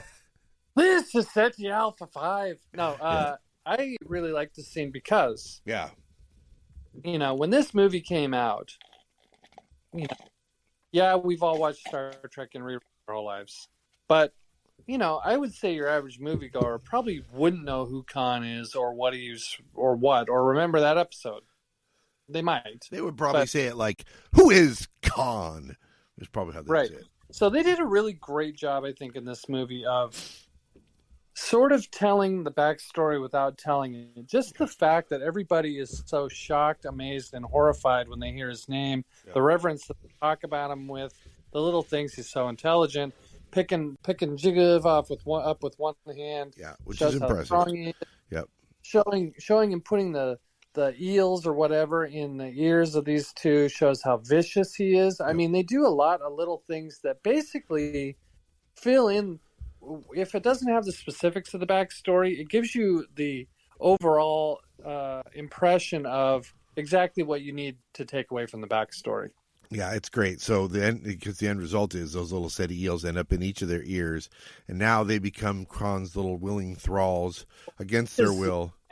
And it doesn't matter how many times you see it, or if you go, "Wow, that's a giant, fake ear," or what. It is horrifying. Yeah, it's so cringy. Because you can imagine that's what earwigs do. I don't know what an earwig does, but I imagine that's what an earwig does. He does exactly what that is, and I don't want an earwig near my ear. Yeah, but then after it's in there, it's a lot of screaming and moaning, and then he's like, "There, that's better. Now tell me, why are you here? And tell me where I might find James Kirk." Oh, it's so good. He's got the smooth talking villain going good. Right. And that's why I enjoyed when I was at that stupid wedding on Sunday. I need to know exactly what scene, right? I was, tell me, why am I here? And why? Yeah. Yep, that was good stuff. I could do exactly what you're talking about when you did it. Yeah, because that was the day I was at the movie, and you weren't going till the next day because you had the wedding to go to. So, so obviously now Khan is going to put the hurt on some people. We don't know exactly how yet, because we're back to something else going on, which is Kirk gets a message in the elevator. Hey, by the way, you got a call from an old girlfriend, Carol Marcus. So he goes to take the call, and Carol's like, "Hey, why are you letting them take Genesis?" He's like, "I don't even who's taking Genesis. It's bad. It's a bad cell reception. We've all been there, right?" Two bars. I've ever been on, but also, we got a little. They're twinking out, is what we call it. Yes, they're twinking out, and McCoy has already made a comment. When he hears about Carol Marcus, it doesn't rain but it pours. We know that she's an ex. We know that there's some hurt feelings involved. Yeah, it's funny because I think there's a reference in the very first time Shatner ever plays Kirk, the second pilot, which becomes the episode where no man has gone before, and they make this reference about how Gary Mitchell makes this reference about how he threw this little science lab technician at him, and he's like, "The blonde one, I almost married her." And that's who that's supposed to be. He says he threw a little science girl at you, and he's like, "I almost married her." That's That's a good one. Yeah, so it's interesting because that's the reference. They're retconning her. They're going, remember that reference way back? Let's make that character, put her in this movie, right? So we meet her. We've already met her before, right? She's like on some lab, and her crew of scientists are coming up with this data port that holds all this data, and we're going to do this great thing, and can't fit any more data in there. Are you playing bridge after work, mother? And yeah, we'll do that, or whatever, blah, blah, blah. And then they reference that overgrown Boy Scout you used to hang out with, and she's like, James Kirk may be a lot of things, but he was never a Boy Scout. He got a merit badge in banging cocktail waitresses 2 at a time. That's right. As they said, I want to give a special shout out to Into Darkness's whatever her name was, Carol Marcus. Alice Eve, yes. That's the actress who played her in this. And of course, the younger version, right? Because they're meeting up differently, right? They don't meet up in the academy or whatever. So everything happens differently. And I'm saying that vindicates Shatner. If that's who he was fooling around with 20 years ago, my hat's off to you, sir. Yeah. But it's funny. You could kind of look at Alice Eve's character in that, and then look at BB Besh in this and go, yeah, I can see how that's 20 years difference and stuff like that. Yeah. So that's great. So so what we end up having now is that Carol's like, we know that Chekhov and his captain have been kidnapped by Khan, and that they were a support ship for this scientific expedition. And now we know that Carol's calling Kirk and saying, because they said, hey, by the way, we're coming to get your stuff. SETI Alpha 6 is checked out. And she's like, who gave the order? And Chekhov is like, well, the order came from, and then he blinks like he's a computer trying to process, blink, Admiral James T. Kirk. They did a really good job with Blinky Chekhov. Oh yeah, Blinky Chekhov is the best. Yeah, I have a former committee chair of mine who was one of my favorite people in the world and is now a member of Congress. I say this with love, but the first time I met him, when I was talking to him, sometimes his eyes would flutter, and it felt like he was a computer processing what I was saying. And I was like, his eyes kind of go like this. I was like, oh yeah, processing. Yeah. My favorite counterpart to Blinky Chekhov is Paul Winfield's. He split their throats. Yeah. That is so the awesome. Deadpan, dead eyes. Yes, exactly. It's great. So we are getting ahead of ourselves. So Kirk has been so Chekhov is now team Khan. It's all a plot to get Kirk to come here. So now that we told her it's Kirk, Kirk's going to come after him. He's like, yeah, duh. Hello, hello, McFly, where you been? So now he's just going to go get ready, but maybe he's going to go to this space station Regula 1 first. It's in orbit around this dead planetoid or whatever. And so now Kirk has to tell the crew of trainees, well, we got this mission we got to go on. I know you're not ready for it. I know you didn't sign up for it, but we're going to do it anyway. You're good. We'll make it through. I'm the man. I'll help you through this. Well, Butch, I believe you are omitting a great scene, right? I believe the next scene is a great scene, I think. So. Oh, is that where they talk about Genesis and what it is and watch the video? Yeah, we see that first. No, we see. I think that's right before, right after this. So yeah, so now Spock's like, well, it would help if I knew what Genesis was. So they go down and him and McCoy and Spock, the brain trust, the triad, go down to Kirk's quarters. Same quarters as in the original movie, by the way, with those cool smoked glass sliding doors. Man, did I want that in my room. Smoked glass sliding doors. And so they go in there, and Kirk does it. Can you believe it? Some space age technology called a retinal scan. To identify, he has to demonstrate that he's an admiral to see this shit. It's above Spock's pay grade. He's got an A7 computer rating. He's not high enough to see this. That's how important this is. No, but he could figure out how to see it if he wanted to. That's true. All right. So then, you want to describe what this video is describing to us? What's a Genesis? What is Genesis? Right. So it's life from lifelessness. But Jesus, well done. I cannot speak. So we get this cool simulation of a photon torpedo-like looking thing hitting a planet and spontaneous something happening. Yep. And the planet completely transforms really quickly into an inexplicably, Earth-like it looks like you're flying over Lake Coeur d'Alene is what it looks like. Yeah, it's beautiful. And so it's a cool demonstration, and they're all suitably impressed. But McCoy is horrified. Yeah. Like, happens if there's already something there? And Spock's like, well, it would replace it with this, right? That's not good. 6 minutes. Right. By the way, who holds up 5 and 1 for 6? Are we not doing 2 3s? Whatever. I mean, how about a 5 and a 1? How about, I don't know. Maybe that's 51. I don't know. Am I overthinking that? Maybe I am overthinking that. I think so, but it's half dozen, and Anyway, it's so we get a classic Kirk Spock moment of them arguing and why you cold-blooded inhuman, right? So it's good, and so they're talking about the ethics of this thing, which the scientists have already said, this could be perverted into a terrible weapon. Now, if you didn't catch that, McCoy has just hammered it home like, hey, man, this could really be misused. And, oh, by the way, as we, the viewers, know, there's this megalomaniac who's trying to get his hands on it. That's so, like, the stakes have been raised. Yeah, and it's really funny. I will say that I think McCoy's overstating it. We're talking about Universal Armageddon. I was like, well, they got one of them.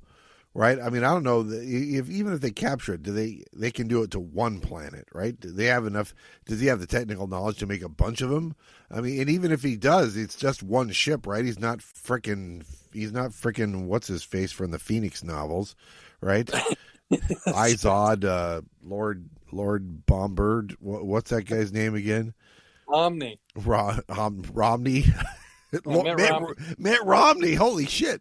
Yeah, no, Omni. That's right. The other magazine, not the Discover magazine, but the one by the Penthouse guy, which actually makes a lot of sense when you think about it. Bob Guccione did a science magazine called Omni. It's all coming together now. Those novels are, but we are off topic. So listen, so it's all coming towards a head, right? So Kirk and company head to regular. Here's Starfleet News Service. You won't believe this, but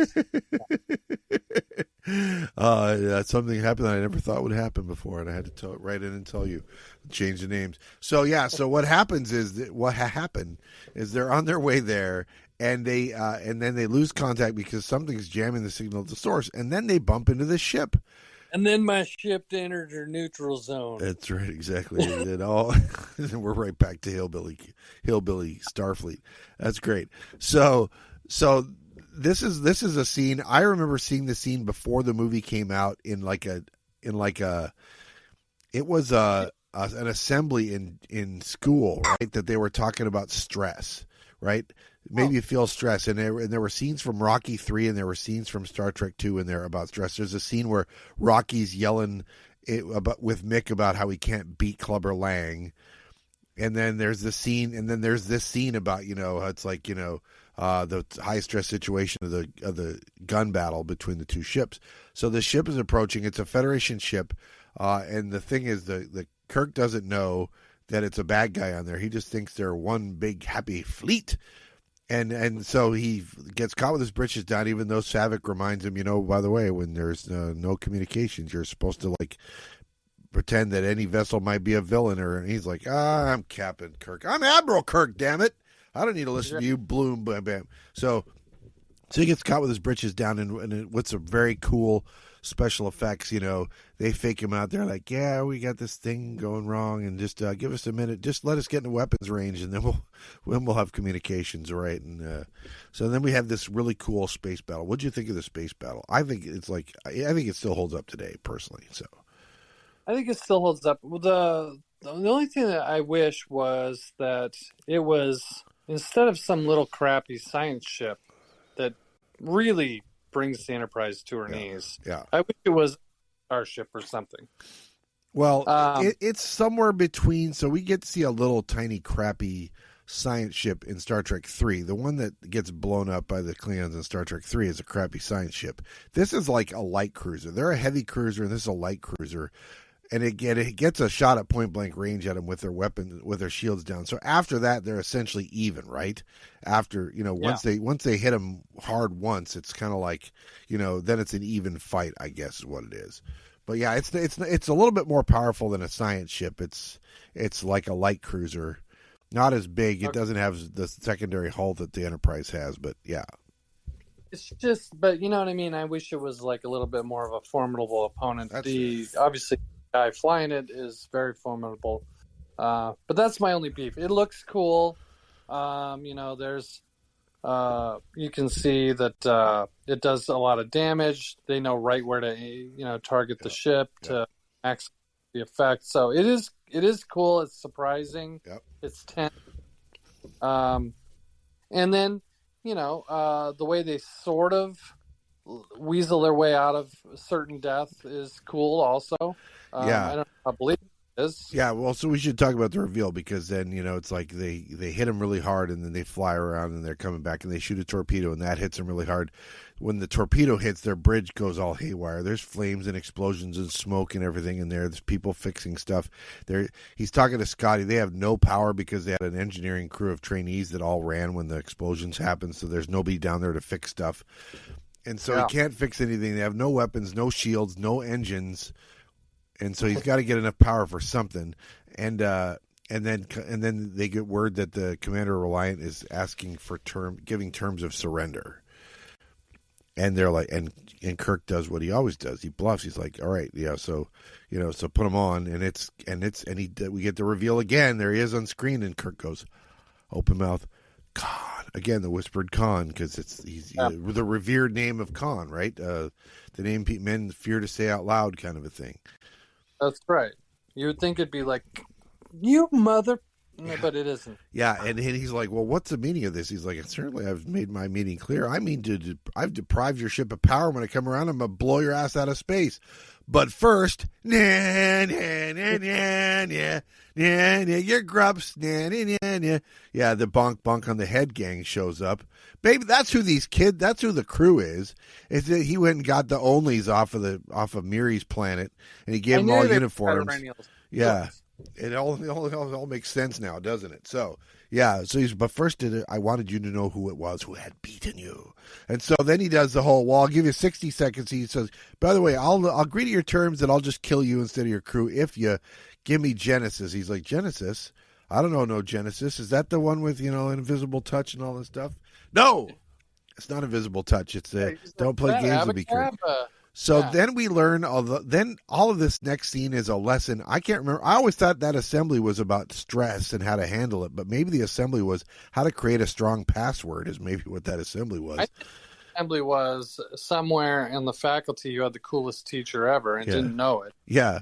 No, it was a school-wide one is what this was. We were all in the big gymnasium and stuff watching this on big screens. What school is this? That was in Michigan, so But anyway, so the long and the short of it here is that they're like, well, look, we can use our computer to tell their computer to lower their shield so we can get a shot at them just like they got a shot at us. And, how? How is that a thing? Well, because, I mean, it's like, well, we have remote key. You can turn your car on with your car keys, right? I guess. And so as long as they're all one big happy fleet, so they can just look up what is the car key remote code for, Buick Reliant. They're doing like the garage door opener. The Plymouth Reliant. That's exactly right. They're doing the garage door thing. And it's a little telling. I'm going to tell my folks at work that I'm changing my password to 16309, and we'll see how long that lasts. Well, it's... You're like, you got to put a capital letter and an ampersand and a. Yeah, well, and we hear, or it's hinted at in various episodes and books, frankly, that there are always spies, Romulan spies, Klingon spies. We've seen them. We saw them with the Tribble episode. Yep. We saw them in Journey to Babel, whatever. Babel, it's Babel. Yeah. Journey to Babellingham. And... the idea that, it seems more likely that you could have a spy say, by the way, if you ever encounter the Enterprise or the Reliant, code is 163. You know what I mean? Yeah. 8675309, I believe is what it is. Yeah, I think so. Yeah. So, but it doesn't matter because at this point, nobody has passwords for nothing, right? Because that's still somewhere in the future. It just turns out it got real a lot quicker than they thought in the future. We went past 5-digit codes, and it's like, we got, at least put like a pound sign in your damn one capital letter and one. I will say this: they didn't use 1, 2, 3, 4, 5, 6, so they got that going for them. It didn't make it really easy. So anyway, they didn't do Sun King 77 or whatever. 20018. That's Jay's.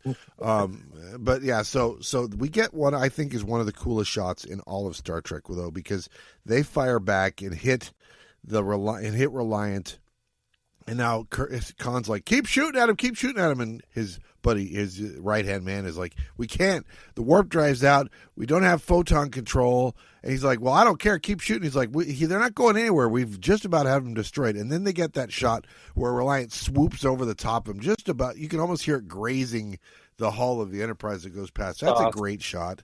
It is a great shot. There's no way in real life in Star Trek, actual Star Trek universe, they'd ever get that close. You always see in the books they're always fighting at 300,000 yards, which is like you could barely see the ship from there.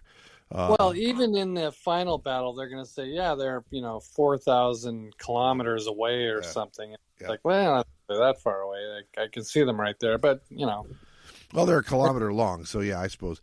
But yeah, it's really weird and it's great. And then they go slinking off, and now we have our folks have time to think about what has happened, and Khan's folks have time to think about what's happened. It's like the first fight in Rocky 3, where Rocky's now been knocked out by Clubber Lang, and so he's got to go back and figure out what he did wrong and learn how to get the eye of the tiger back, basically. How to catch a chicken, yeah. That's right, yeah. So that's where we're at, And the first thing we see is Scotty bring his now dying nephew up to the bridge. He's like, "Oh, did I push 1? I thought I pushed 5 for the sick bay. Damn it! Well, come back down with me." So there's a lot of injured cadets down at sick bay, and they're pronouncing Peter. They're pronouncing Peter Preston, Scotty's nephew, dead. He gets to say a few last words. He says them to Kirk, his commanding officer, not to his uncle Scotty, which got to hurt a little bit. Hey, Butch. Yeah. What do you think? I know that Nick Meyer is, I call him Nick, just like you called D. Kelly anyway. Yeah. I know he's trying to make it feel like a submarine, right? Like kind of the whole movie has a submarine feel. The Enterprise seems very small. The sick bay is very small. Maybe it's the same. I don't know. It just looks small. Everything looks small. The skeleton crew adds to it. They're not used to. They're not. I would guess they probably have multiple rooms in there, and we're just seeing one room or whatever. But I mean, not just this scene, but all the scenes. The old Star Trek looked big. Yeah. Especially in the motion picture, it looked enormous. Yeah. And now it looks tiny. Yeah. I don't know. They redid the sets, that's for sure. So I don't know how. I thought it looks okay. Star Trek 2's Enterprise is kind of the one that I think of as the modern one. It's obviously not big and spacious like the Enterprise D is on Next Generation, but it's, so whatever. But even in the old show, I know I'm harping on something that's probably... The bridge looks bigger. I know that the bridge looks bigger than the Enterprise on their old show, but the rest of it doesn't look bigger. I'll say that. The engine room looks smaller. All of it. There's a lot of stuff. The corridors look smaller, everything. Yeah. All right. But that's more. But that is more submarine-like to make it smaller like that, right? So, So Peter Preston, Scotty's nephew, dies, and Scotty's. We get a little more from Scotty about how it's like why did he do this? He's like, well, he still wants revenge for us abandoning him and beating him back then and all that stuff. That was a line I could have done without. I didn't feel like that line was necessary, but I'll tell you, it was powerful seeing how I don't remember Scotty ever being that emotional ever. This is a chance to stretch his legs on this movie. I think all the main cast except Uhura gets to stretch their legs in this movie. Sulu does a whole lot of geeking out about flying the Enterprise. So that's his mostly thing and stuff like that. Chekhov got a did you hear he got a nomination for a Hugo Award for? Well, Uhura has a lot of come in regular ones. Yeah, so that's true. That's true. Fair enough. So now they have time to lick their wounds and fix their ship and go find out what's going on at Regulus. They do, and of course, Kirstie Alley's Savick is like, well, no flag officer can be more without armed escort. It's like Kirk just assumes he's wanting to hang out with her. She wants to hang out with him, so he's like, you can come along. It's me and McCoy, and instead of Spock coming with me, I'll take the other Vulcan with me. So that's good because it's probably just while he's leaving Spock there. So they beam over to Regulus. I already said it before on this. So when we started, this is a cool set. It's kind of like an interior core area where all the science happens, and it's got that outer ring, which they start in there walking around that and stuff like that. It used to bother me that there's a rat running around. Then I was like, oh wait, it's a science lab. They probably have rats. Yeah. Well, I mean, that's the human thing, is that humans have never been able to get rid of rats. Even today, the rats are everywhere. So maybe 2 centuries from now is not going to be any better, I guess is what we're saying. Or 3 centuries. Yeah, we're less than 200 years now from it. We're less than 300 years. I don't know. Yeah. Carry the one. Damn it, I'm a liberal arts major. I'm not doing this math. It's fine. I feel like I'm talking to Jay here with the I was 13 years old the first time I saw this movie. No, I was 17. I'm sorry. So yeah. So no, I'm just lying. So listen. So then we find all the bodies. They've killed almost all the scientists on board. They don't find Dr. Marcus because that's who Kirk's looking for. So they know that either they vaporized her or she's dead somewhere and they're not finding her or whatever. But they do find a couple survivors, and they have tucked Chekhov and Captain Terrell away in a little storage box that Kirk opens. Well, it's cool, too. They film the whole scene like a horror movie again. Yeah, we get the jump scare when McCoy backs into a corpse that's hanging from the ceiling. It all feels like some guy with a leather face and chainsaw is going to pop out at any time. Yeah, right? It does. It really does. It's scary. And we already know that Khan does not have a problem torturing or whatever. So there's a sense of danger. Yep. Torture is his jam, as it were. Yeah, so there's a sense of danger, and then Terrell and Chekhov fill him in. It's like, yeah, Khan came in here. He took over our minds, put these creatures in us, made us do his bidding against our will. But the captain was strong. He fought against him. Anyway, so they abandoned us here. They killed all the scientists. They slit their throats, and then they had to leave because they had to get back to blow you to bits, says dead-eyed, vacant stare Captain Terrell. And then they're like, well, we got to figure out where they went. So Genesis, he's still looking for Genesis, apparently. And so we got to find out where it was. So they go to the transporter room, and they find out that somebody beamed down into the center of the planetoid. And then Kirk remembers, oh, that's right, the tape. They said the stage 2 is going to be in the center of a planetoid. Maybe that's where they went. And McCoy's like, well, what if they went nowhere? And we get that probably my favorite laugh line of this. Well, this is your big chance to get away from it all.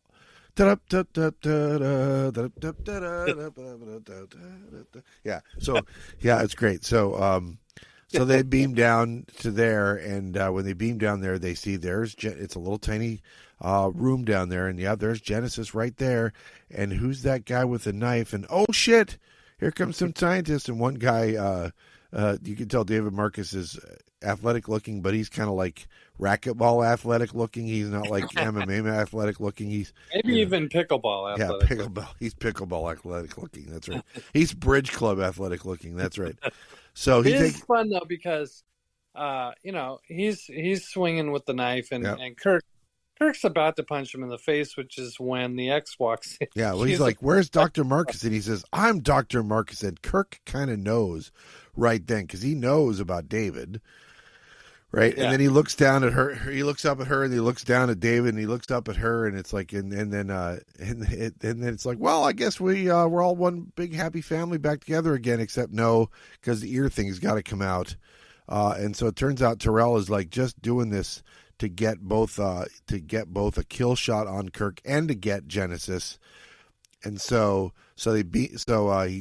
tells Terrell, first things first, kill Captain Kirk. Terrell won't do it. He vaporizes Jeddah, who's one of the 3 survivors. He had it coming. He had it coming. That's right. Yeah, that's what you get for being a bowl haircut wearing dude. And then rather than kill Kirk, he takes off his communicator helpfully so that Kirk can use it later, and then he vaporizes himself. Yeah. All right. So this is very, very important, I think. Do you remember a few years back in the NFL, Ed Hockley, the ref? Yes. Oh yeah. Right. Yeah. And he had the big gun. He kind of apparently started working out during the off seasons. First down. I did push-ups before I came out here, so I can say first down. Yeah. That's right. And I remember we're watching the movie, and the first scene with the pin him down mother, and the scientists squabbling, and then one of the scientists has like a sleeveless tunic on, guns ablazing. Yeah. And I was like, oh, it's Dr. Hockley there. Yeah, he doesn't make it to the asteroid. He's one of the dead bodies hanging up. Yeah, but I want to give that guy a shout out because, he's probably, I hope he's making a nice living at Comic-Cons and stuff. But that's right. I was biceps guy in the regular one. I was regular one bicep guy. That's who I was, yeah. I was the regular one arm wrestling. Yeah, autograph $25, photograph $50, touch my bicep $75. Yeah. Let me sign that for you. You got a pen there, brother. Yeah. So Kirk has dodged the bullet, and now we're getting the scream, as it were, right? So Terrell tries and fails to kill Kirk, but instead he successfully turns the gun on himself rather than kill Kirk, and he kills himself. And Chekhov doesn't have to do either because inexplicably the worm comes out of Chekhov's ear. I didn't know that was in the manual. They got put in the same time, so I know, yeah, but it's like for whatever reason because we need Chekhov to live, right? So he's part of the franchise. So the worm comes out of the ear, gets a nice phaser shot from Kirk, who's got a dead eye. Head. Yeah, that's right. Straight out of his head. Kirk. You thought the guy in The Fugitive was pissed about a bullet going whizzing past his man bun. Chekhov probably got up and was like, "You couldn't wait for that eel to skirt further. It was out of my ear for a half a second." Kirk was like, "It was going for the other ear. I had no choice. I had to vaporize it because special effects guys are ready for the shot. So yeah, like how I was dressed. He was asking for. So then we get the line, right? Then Khan doesn't know what's going on. Then Kirk picks up the communicator that Terrell dropped, and he's like, "Khan, you bloodsucker!" And Khan's like, "Oh, Kirk, my old friend, you're still alive." And he's like, and then this is Kirk overacting. But I will say this, and I insist that this is how it is. Kirk. Somebody said, "Well, Kirk is still mad because Chekhov is hurt and Terrell just killed himself." I was like, "Yeah, but Kirk is acting like he thinks that Khan has defeated him." And I say Kirk is acting that way because Kirk is acting. Not Shatner's overacting. Kirk is overacting because Kirk, the character, wants Khan, the character, to think that he's despairing. And, oh, shit, I'm trapped down here. You're going to blow up my ship and you're going to leave me marooned here forever. Khan! I'm so pissed. But he's acting because we know from what happens in the next few scenes that he knows that all I got to wait is 2 hours, check my watch, call Spock, and it'll be all good, right? Right. Well, you mentioned that because they had this awkward conversation, Kirk and Spock, where it's ring, ring.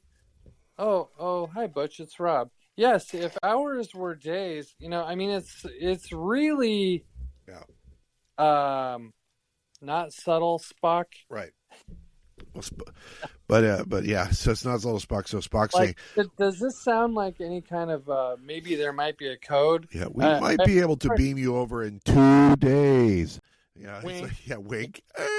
Yeah. So I think when everybody goes, well, Kirk, if you say the average person on the street, William Shatner, they think that line, Khan, as Shatner overacts and he says, Khan, but it's not Shatner overacting here. It's Kirk, the character, overacting, overselling something to somebody to make you think, oh, you've beaten me, but actually you don't know that I have my my queen has time traveled forward in my 4D chess game. It's about to pop up behind you. Thank you very much. I don't appreciate that. Shout out to My Enemy, My Ally, by Diane, the very prolific Diane Duane. But Butch, I'm gonna just I respect your opinion on all things Trek. Yes, I think Kirk's genuinely pissed off here. Yeah, I do too. I just don't think that the scream comes from the generally pissed off. I think you're right that Kirk knows he's not buried alive. Yes. Because if nothing else, the Enterprise knows where he is. Yeah. Or at least they can connect the dots there. I'm pretty sure Spock could figure out that if they're not on the station, they're on the planetoid. Or maybe even if the Enterprise gets blown up, Starfleet knows about the area where this happened, and they'll find him in a week. Yeah. But Kirk is pissed, and Captain Terrell's dead, and Chekhov's been violated. He's looking like Evander Holyfield over there. He's looking like Ned Beatty over there. He's dazed and confused. He's staggering around, doesn't know how deep to bury a guy. He doesn't know what's going on. That's a reference to Deliverance, which we've done in the Cinema Color podcast. That's right. So yeah, so they're abandoned down there, and Kirk's like, well, he's acting all nonchalant, right? Give us the con one more. Come on, your wife's not like buried alive, and he's like, God! And then it echoes like twice as you back away from the planetoid, right? But then as soon as it's over, then he's like, he has a little talk with Carol, and then he's like, B, I'm hungry. Anybody got any spam masubia here, or maybe I was more upset today when I came home from my lunch. Yeah, exactly. He is unruffled. Yeah, he's unruffled. Chekhov's going to be okay, but he's recovering over there. Yeah, and he's still just like, yeah, it'll be fine. So the others, so David takes McCoy and Savick to some other room, and then leaving the two former lovebirds alone, and Chekhov is laying over there with a thing over his ear going, please don't let this get weird. Please don't let this get weird. Please find another room if this is going to get weird. I don't want to be here when this happens if this gets weird. All right. Yeah, you can go your own way. I don't need to be here for this. But it doesn't, because they have he's like, well, because Kirk is kind of like, she asked him what he's thinking, what he's feeling, and he's like, well, I just found out a man I haven't seen in 15 years trying to kill me, and you show me a son that wants to do the same, that's lining up behind him to do the same thing. How do I feel? I feel old. And then she's like, well, what if I told you that there's a place you can go where you'll feel young as when the world was new. I expected him to be like, Carol, my crew is here. Yeah, it's like Chekhov is right over there. I'm not doing that. She's like, no. The Genesis cave, not that cave, the Genesis cave. So they go to the Genesis cave, and it's a really cool, and by cool, I say it's a cool special effect, and it sort of was back then. But you know what it reminds me of? I still have this vivid memory of going to this like pizza place when in Sydney, Montana, when I was a little kid, and it had one of those things that looks like a painting on the wall, but the waterfall is animated. So there's some like fake waterfall movement happening in this actual painting or whatever. That's what this whole cave reminds me of, is a painting with animated water in it. It is, I think. And apples. Cool. And there's apples. So. And I also like the weird camera angles they're using, right? Yeah. I always like that, even from the old show with the matte shots. Yeah. Right? Shows some weird far away overhead at a weird angle. Yep. It's there. It almost doesn't add up, the angle of where they are in relation to the lake and the waterfall and stuff. But I like it. Oh, yeah. I think it's cool. Does it look? Yeah, and we know it's supposed to feel artificial, right? Because it's an artificially created thing. But I'm not sure where the sunlight's coming from, but that's neither here. Well, how many of these Star Trek novels have we read now where they have some sort of artificial sunlight that we don't know where it's at or what it looks like, but everybody thinks there's sunlight in it. It happened on For the World is Hollow. It happened on the Galactic Whirlpool. There's always one of these things, and they never explain it, and then they finally like, shit, we're going to have to actually show this on a screen. What are we going to do? We'll just have it be around the corner. It'll be cool. It's around the corner. That's what it is. So and Kirk gets in there and he's like, well, hold on. You said there's enough food in there to last a lifetime. And, if Captain Pike was here, Captain Pike would be grilling ribs, but instead I'm eating a frickin' apple. I got to go into battle with Khan and I get an apple. That's what you give me. It's fine. Okay. So listen, so now we get this great scene. So we get a little. Did you see the deleted scene where he looks at Carol and says, nice pair? I did see that because it doesn't exist, but that was funny. Okay, so then we get a couple of views of Khan being told that his warp drive has been restored or impulse power is restored, so they're going to go out blow up the Enterprise now that they've fixed their ship, and then they show Kirk eating an apple, sitting down in the glade in the cave, and Savik's like, "Hey, so remember I asked you before? I'd really like to, Captain."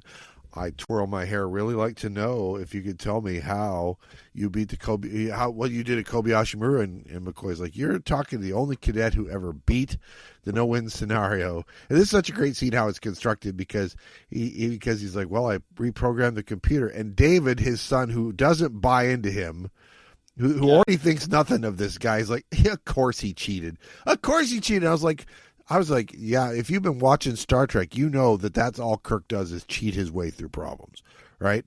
Corbomite. We'll get this Corbomite. Yeah, that's what it is. And that's it. I'm help, I'm sick over here. I'm help. Cheats his way through everything. Fizbin over here.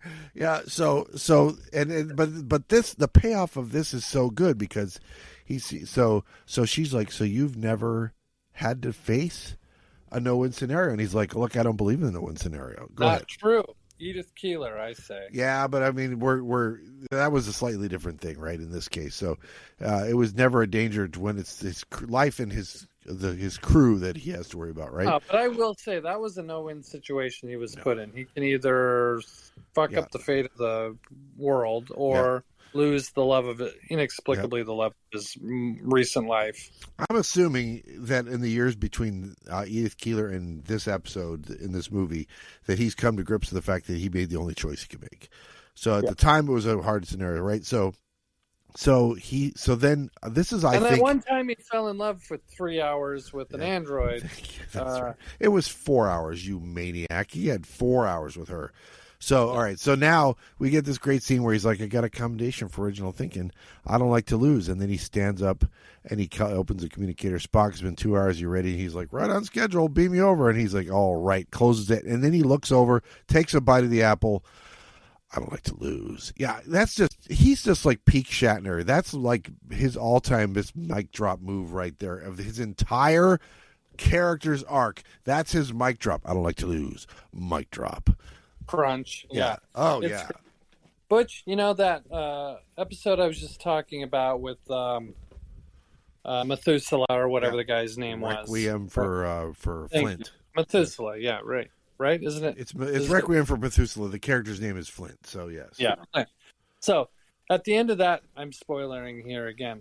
He says, "Forget," right, to Kirk. Yep.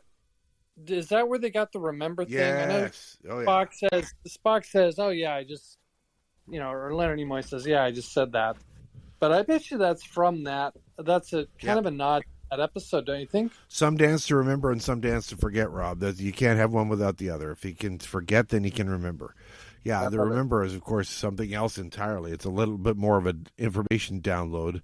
You better have a good data plan if you're going to do that. We had a cut there, so we don't know how much time passed. That's true. It's been 5 minutes with them. That's right. So yeah, we're getting ahead of ourselves, of course. So now Kirk is back on the ship. He goes up on the bridge, and they bring up the tactical so we will know what's going on, right? And it's like, uh-oh, they look at a planet, and there's 2 dots flying around the planet, a red one and a blue one. And he's like, uh-oh. And I was like, I haven't seen enough of this to know that it's uh-oh. But apparently the numbers that we can't read on the screen mean something, because Spock says they can still outrun us and outgun us. But over there's the Matara Nebula. And that's where we're going to go. And Kirk's like, and Saavik says, well, the problem is in the nebula, shields don't work, your computers aren't very good. And this is a great Spock line, because I have no freaking idea what it means or where it's from. He says, sauce for the goose, Mr. Saavik. The odds will be even. And that's a great line. It's like, so basically what you're saying is you sit down to eat your roast duck, and sometimes the duck like dumps the sauce on you and eats you. Is that what you're saying, Spock? Because that's a horror story. I don't know what that is. I believe it's a shout out to Christmas Vacation when they're like, it's a little dry, right? And you use the sauce, the gravy, or to even the odds a little. Yeah. But it's awesome because now we're going to get our, it's like, okay, we have a glimmer of hope, and the creativity of our crew is going to maybe once we're going to pull the haggis out of the fire. Is that what's going on, Butch? Yeah, that's exactly what's going on. So now they just got to race to the Matara Nebula. Khan sights them, they go after him, and they enter the nebula, and then Khan's like, well, follow him in there. Yeah, go ahead. Now, if I remember, because I watched, for some reason, Paramount Plus only had these movies till the end of last month. I presume because they're all coming out on... I watched it today. Thank you very much. Okay. It's on. And so last week I watched it at home or at the con. So that's right. What are you going to do? Yep. I believe in the non-director's cut, which was the one on Paramount Plus. That's right. It feels like a longer. Are they not going to make it to the nebula? And in the director's cut, it felt like no problem beating them to the nebula, which makes more sense. I don't know if you'd lure someone after you if you're not sure you can get to safety. Yeah.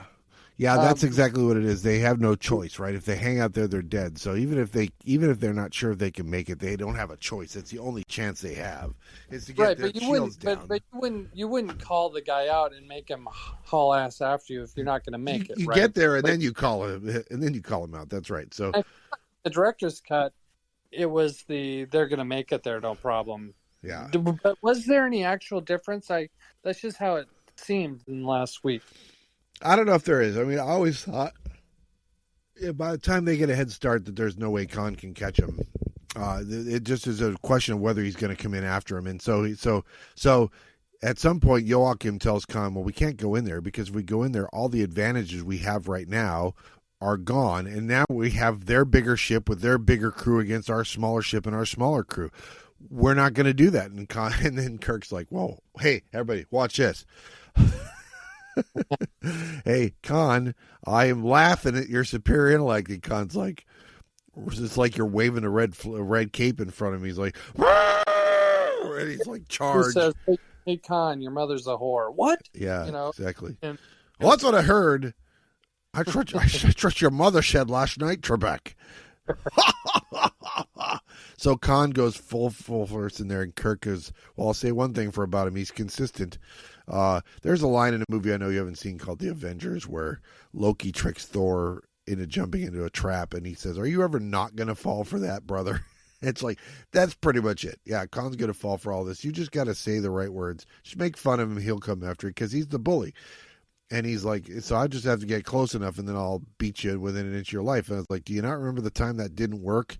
Why do you think it's going to work now? But the answer is because Khan, with the big strength and the big smarts, comes the big ego. See people. Everybody knows somebody who's like that. So they go in after him, and now the problem is you can't see shit in there. So they may never even find each other in the Mutara Nebula, but they're zipping around for a while. I assume this is edited for time. So they spent a lot of time staring at the screen in the bridge with a bunch of static, and until they. I would say, Butch, when I saw this in '84, the big screen at like 2 a.m., right? Because it had started at midnight and it went to like 6 in the morning. So maybe it was more like closer to 4 a.m. Yeah. The nebula was so cool at that time, and it's purple and blue. Yeah, it's awesome. I don't know if it looks like a nebula, but it's cool looking, whatever it is. Yeah, they did a lot of swirls and stuff, and filmed swirls in tanks, and then superimposed it over starfields. It looks really good. And, they already had the battle out in the bleakness of space, and so now you're giving some more cool terrain. And, of course, Star Trek likes that view. We'll see another battle in a nebula in Star Trek Insurrection where they film it in an orangish, yellowish, blackish, grayish nebula. The bar had been set really high in the previous film for cool outer space effects, right? V'ger was incredible. Yep. Even if you didn't like the movie, V'ger was incredible. Yep. So they, I think, did a pretty good job of making something similarly cool. Now, they didn't devote 40 minutes to it, but, I mean, it is a really neat thing they're doing in the nebula. Yep. So now they're in the nebula. The two of them are. There's two engagements that happen early, right? So the first engagement is that the Enterprise gets up behind them. They shoot at them. They both miss, and then there's another thing in there. They get separated again, and they come together again, where Enterprise is flying towards a bright light, and the viewer can see that the bright light is hiding the Reliant, which is right in front of it. So eventually, they don't see it till it's right on top, and then they're both firing at point blank range, no shields again, and they both blow the crap out of each other. It really blows the crap out of Reliant. They seem to have gotten the worst of it. It seems like Khan's the only guy left alive on that ship. I was like, who's loading the photon torpedoes in there now? You got not just wiring comes out, bodies are coming out of the ceiling. Yeah, and his right hand man gets buried in one of them. He has time for one more. You're the superiors is a superior. And now Khan's by himself on the bridge, flying around. Yeah. And, it's cool to see Khan lifting a giant steel or whatever, titanium or whatever, girder or whatever off of the guy. Yep. I will say, in the battle, Khan is wounded. Yeah. And did the makeup guy only know how to do the one half of one guy's?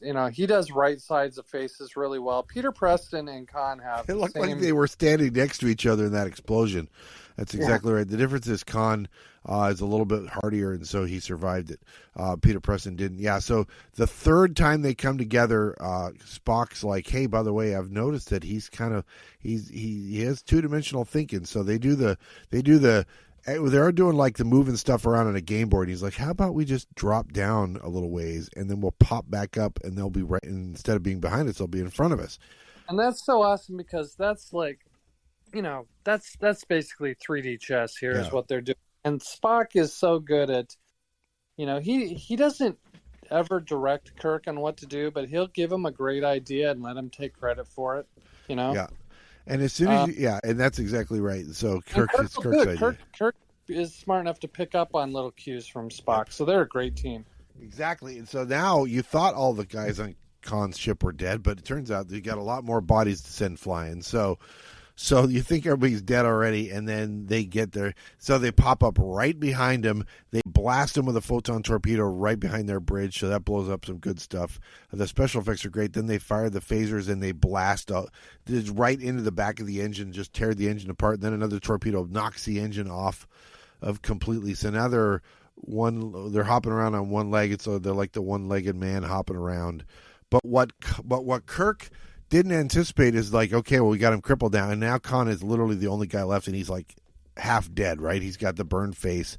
But what he also has, in addition to the burned face, is he has the auto-destruct unit from the USS Nostromo, right? That's the Genesis device with its little tubes that you have to turn so that they drop in. That felt like very much like the Nostromo's like coolant system for its engines, or they were definitely looking at that in '79 and going, that'd be something cool. We need to come up with something like that. So Khan crawls his way over there, turns the thing, turns the knob, turns the thing, turns the knob.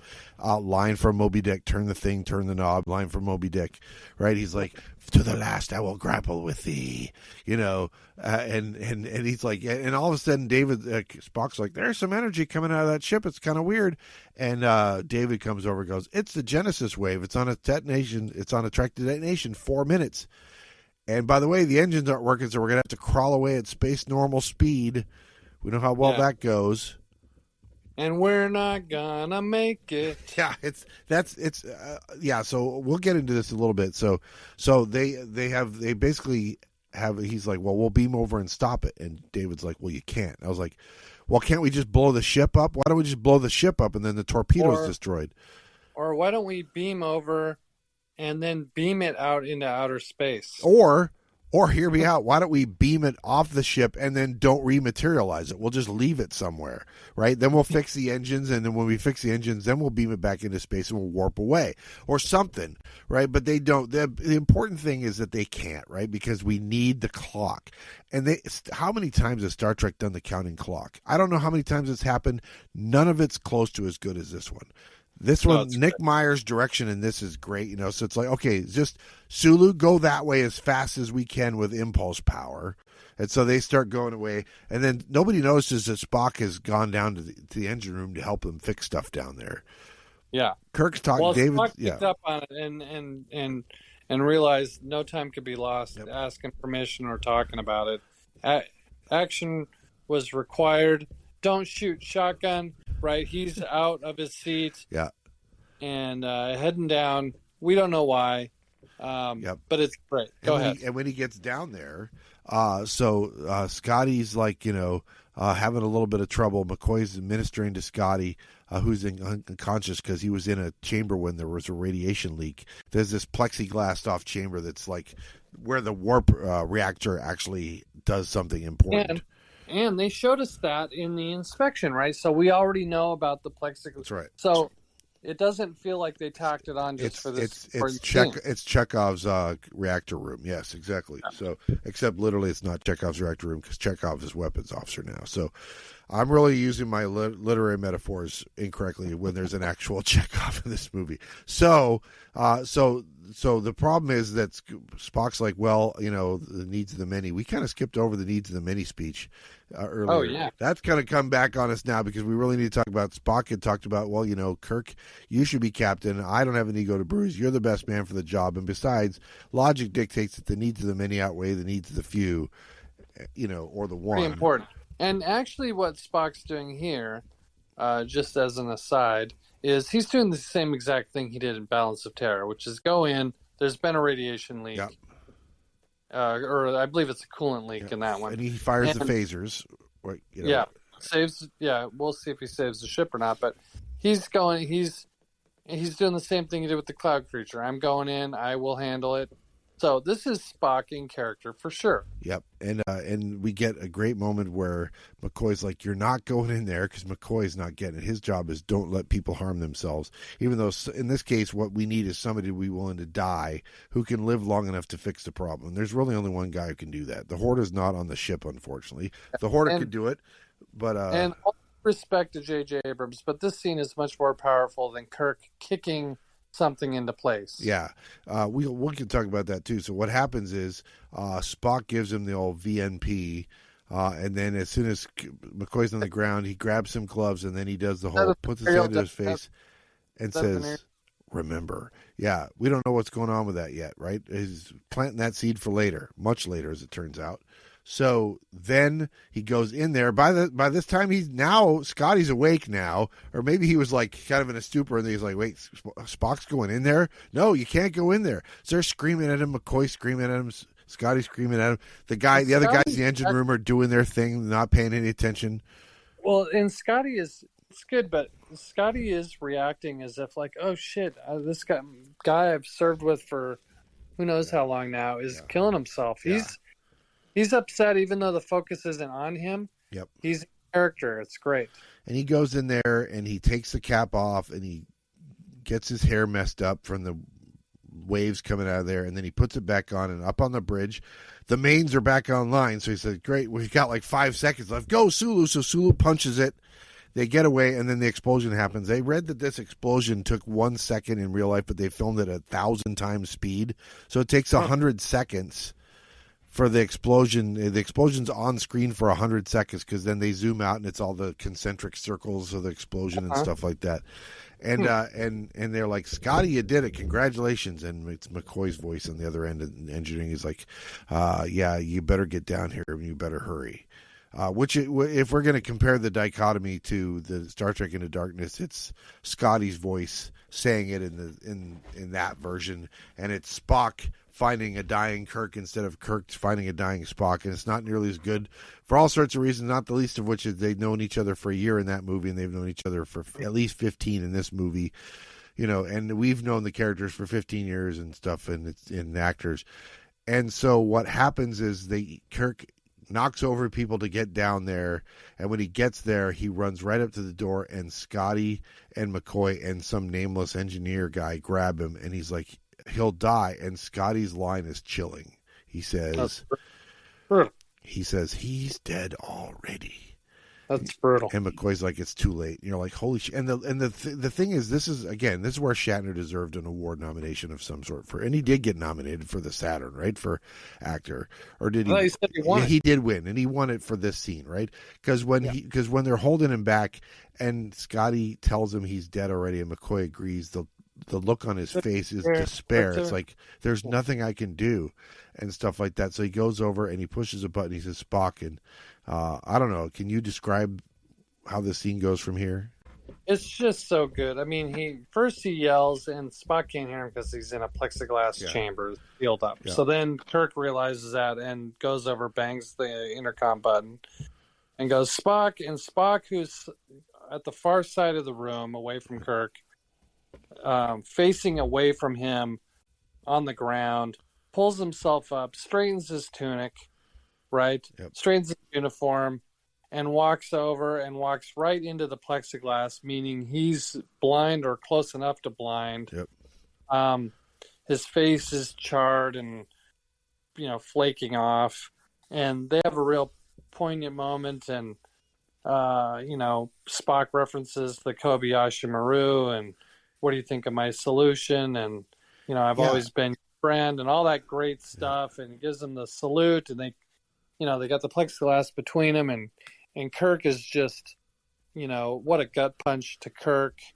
It's tremendous. If you are not moved by that scene, I don't know what to tell you.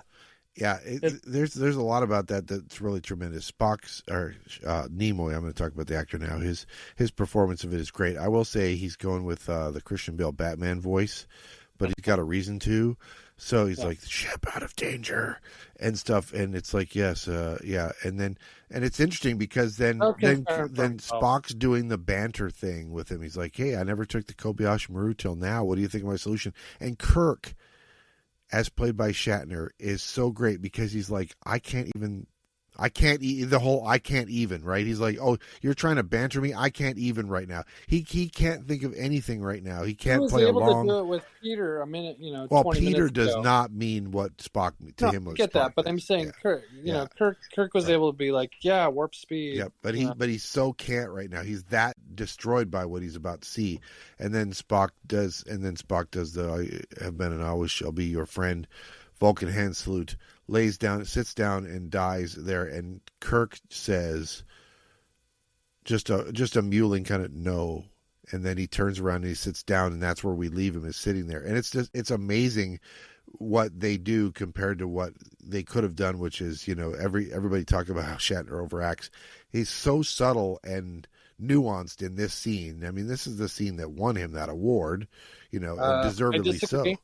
Maybe. Oh, maybe not. Okay. I think it's voice cracking Kirk. Okay, we're gonna get there. So we're still it's still nothing we've seen before, right? So this and by the way, it's hard. I mean, I've seen this movie so many times, and I'm in the theater by myself, and I was like, oh yeah, I kind of have a tear running down my face. I literally do, even though it's over and over and over again, because you put yourself we spend so many times watching movies now, but not watching them. But when you're in the theater, actually, that's why you go to a theater, because you're actually watching and engaged, and there's no distractions and stuff, and you're watching it. But not to go all meta, if I may push a phrase here, but when in that death scene, because you and I have talked about this, it's part of your childhood dying. It really is. Yep. For as long as I can remember watching anything on TV, I remember Kirk and Spock being my pals. Yep. Not that I got along with Kirk for the first portion of my life, but where it's true, people, it's true. It's but it's like it does not feel like, oh, that character in that show is dying. It's like, I know this person, I know these people, so you do put yourself in the position. It is, I don't know how. I guess I tear up every time I see it, and I've seen it a million times as you have. It is really a wonderful scene. It's one of the great movie scenes. People say science fiction movie scenes. I say it's one of the great movie scenes ever. I think there's not a lot of movies where the character and the actors that play them, the audiences have known as long as this one. To have an actor playing a part that they've played for 15 years and is now dying on the screen. I'm trying to think of any analog for that happening, right? Name a character from any franchise that existed before this who had been around for 15 years and now is having a death scene. I can't think of one. Probably soap operas. It happened on soap operas and stuff like that. Maybe. Yeah. Yeah, I don't know. I think you're probably right. But it's like, because generally a lot of times when there's a moving death scene, it's like, I just met this character an hour and 40 minutes ago, and now I'm broken up by their death. But I mean, this is not one of those. This is Spock, who some people who are watching this have known Spock for, 16 years at this point, right? Been in their life for 16 years, and they've watched him thousands of times on, 80 episodes and stuff. And yeah, so it's definitely a big deal, and such a big deal that the next scene then is his funeral scene. And the funeral scene also takes place in the torpedo bay, the one that's not destroyed, that's the next door one. They're in the starboard one. The port one got destroyed. So they're in there, and it starts with the officers around the front of it, and all the rest of the people, including David and Carol, in the back of it, and they're lowering the torpedo with the flag on it. And Saavik has tears. Saavik's got her hair down in a different way, right? It's still regulation. Yeah, but she's for being very stoic normally. Yep. With some exceptions, she's crying. Yep. That's her mentor. Just tears welling up. Yeah, definitely not like sobbing or anything tears. like that. Yeah, she's not falling. Yeah, so running down her face. Yeah, absolutely. And so there. Kirk gives a short speech about how the wisdom of what he did. We won't debate his wisdom here. And then he says, of my friend, I can only say this, of all the souls that I've met in my travels. And then this is where you say he wins the award, right? His was the most, and then he kind of is trying to compose himself. We've all seen people do that. Sometimes we've been the people that are trying to do that. And then he croaks out the word he was trying to say, human. And then Sulu's got to call for the flag to be lifted and the torpedo loaded into the tube. And Scotty starts playing Amazing Grace on the bagpipes. There was a guy, when we first moved to Idaho Falls, there was a guy who would go out to Toffus Park with bagpipes around sundown, and he would play all sorts of things. And one time he was playing Amazing Grace in the bagpipes in the park. And I was like, I know exactly where I've heard this from. And I didn't ever go up to ask the guy, but if I did, I was like, you're a Star Trek fan, aren't you? Well, I've heard it said before that bagpipes were invented just for Amazing Grace. Yeah. I mean, it's very poignant. When we gave up our cat Willie, who died last week, rest in peace, I gave Darlene the same speech from Kirk at the funeral. I did the of all the souls I've encountered, because I just love that cat. Yeah. That is just a great scene. It's a little corny when they're still playing Amazing Grace as the torpedo goes to the planet, but when Scotty's playing on the bagpipes, it's tremendous. Yeah, they switch over to an orchestral arrangement and stuff like that. So then we get the scene in Kirk's quarters where he's going to sit down and read the last of that book that Spock gave him. With the glasses that Spock gave him, or that McCoy gave him, the glasses have been broken in the battle, so there's a lens broken, which won't come into play for 2 more movies, but it will. Throws the glasses. Well, they were already. I think when he tries to look through them, he notes that they were broken, and then he throws them because they're already broken. That's why he can't read it. That's how I always took it, is that it happened during the battle, and so they were broken, and that's why he just tries to eyeball it or whatever. Let me give you. I will know for sure if and when my movies ever arrive, but my take on it has always been that he's reading the end of the. He's at the end of the book. Yeah, and he's like. And he's just had the loss of a lifetime, and he's like, you know what, fuck these glasses, and he tosses them and they break, I think, and he's just determined to, I don't need them, I'm not old, I'm gonna read, and he can't do it, and he's just like, God damn it, and then his son comes in, you know, yep, and I like how Shatner plays this scene too, because he's like, hey, can I talk to you? And Kirk's like, I probably should be on the bridge anyway, I made a drink, do you want it? He's just like, kind of, they have that. I just awkward can't father, right now. Yeah, exactly. They have that awkward father-son thing. Yeah. They've had tense, if you want to call it that, relationship, and I think they both played it real well. David's grudgingly trying to talk to Kirk and tell him how he feels. Kirk has been through an emotional whirlwind and doesn't know what to say or how to take what David says. They have this awkward hug. It's another great scene. Yeah, because David tells him, is that what you came here to say? And he's like, well, mostly. And then he turns back. He's like, also, that I'm proud, very proud to be your son. And then they have that hug, and it's, and then they're on the bridge, David and Kirk and McCoy and Carol and all the rest of our surviving crew. Chekhov's now back with him, and they're on the bridge and they're looking at the formation of the new Genesis planet. So the explosion happened in the nebula, but the explosion was so big that then the Regula, the planetoid, has now become the Genesis planet. Why they couldn't have just done it there, I don't know. I thought it was they took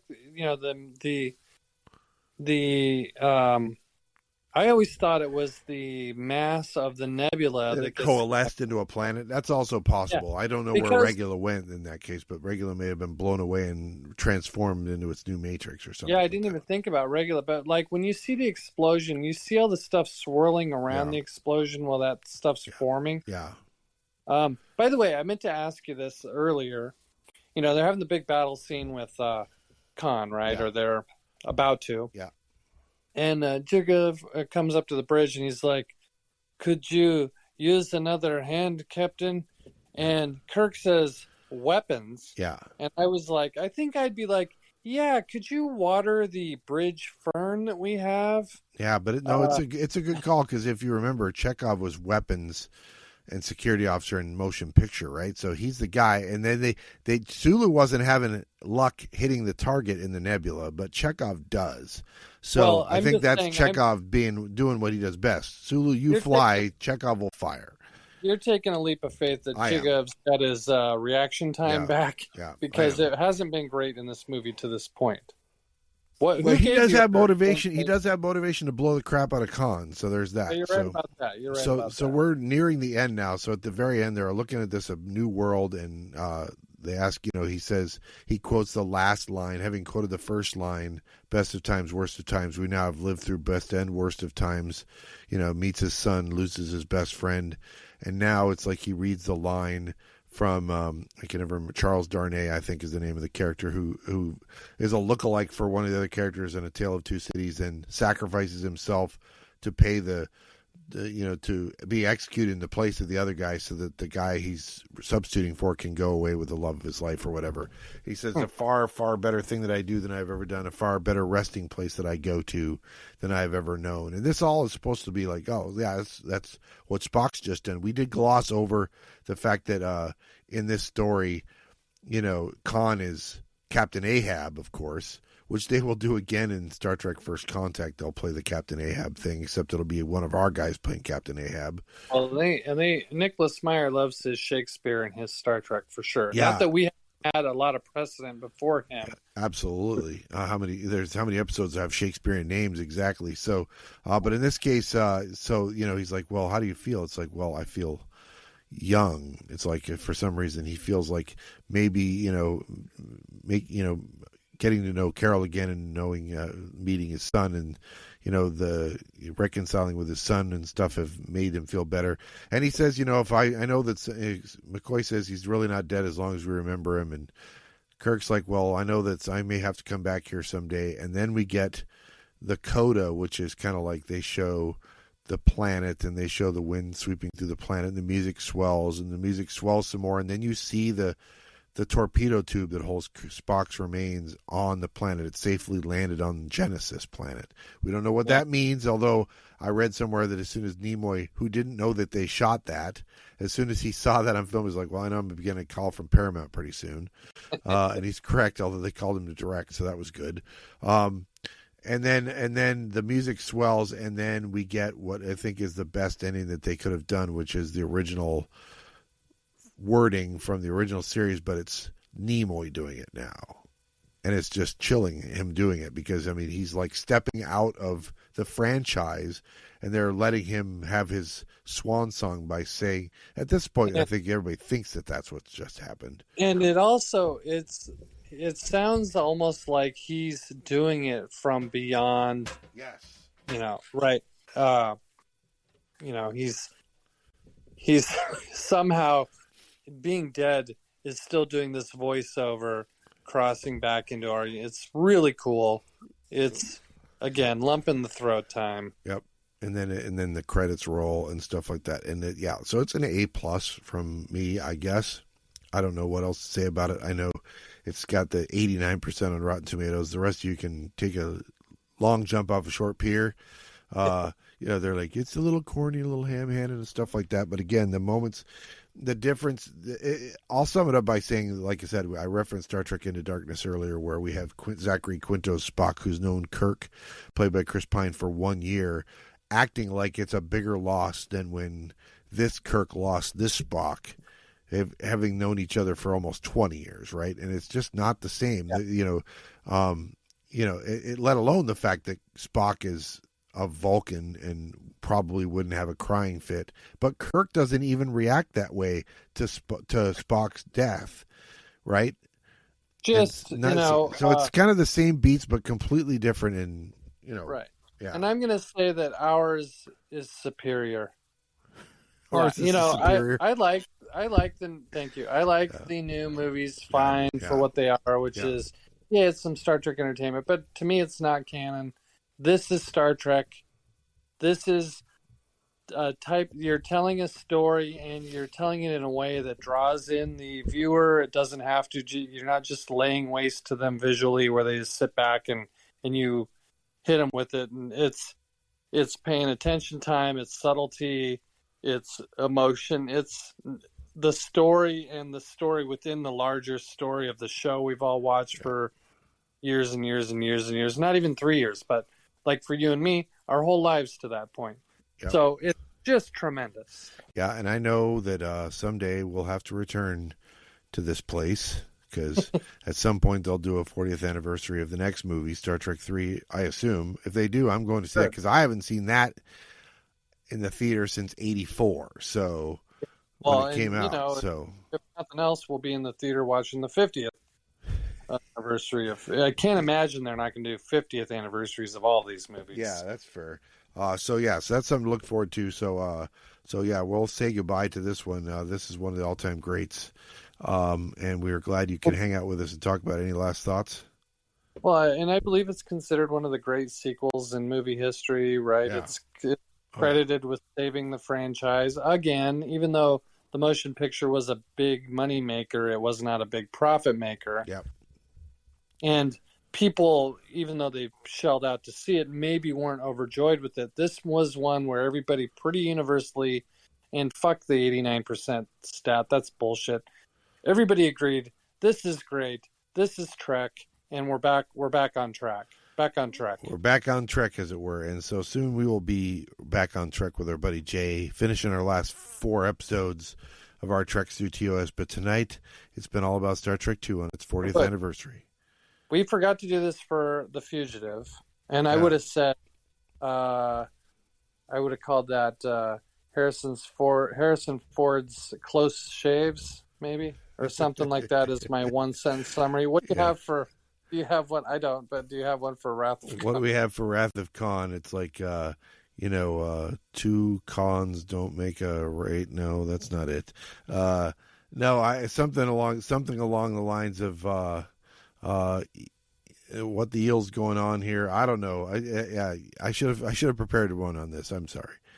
Yeah, I didn't either. I guess I would have said after Star Trek 1, you might have said, well, what the hell do you want? And it would be this. So that's right. We got it, and we're happy with it, and we both enjoyed going to see it again in the theater.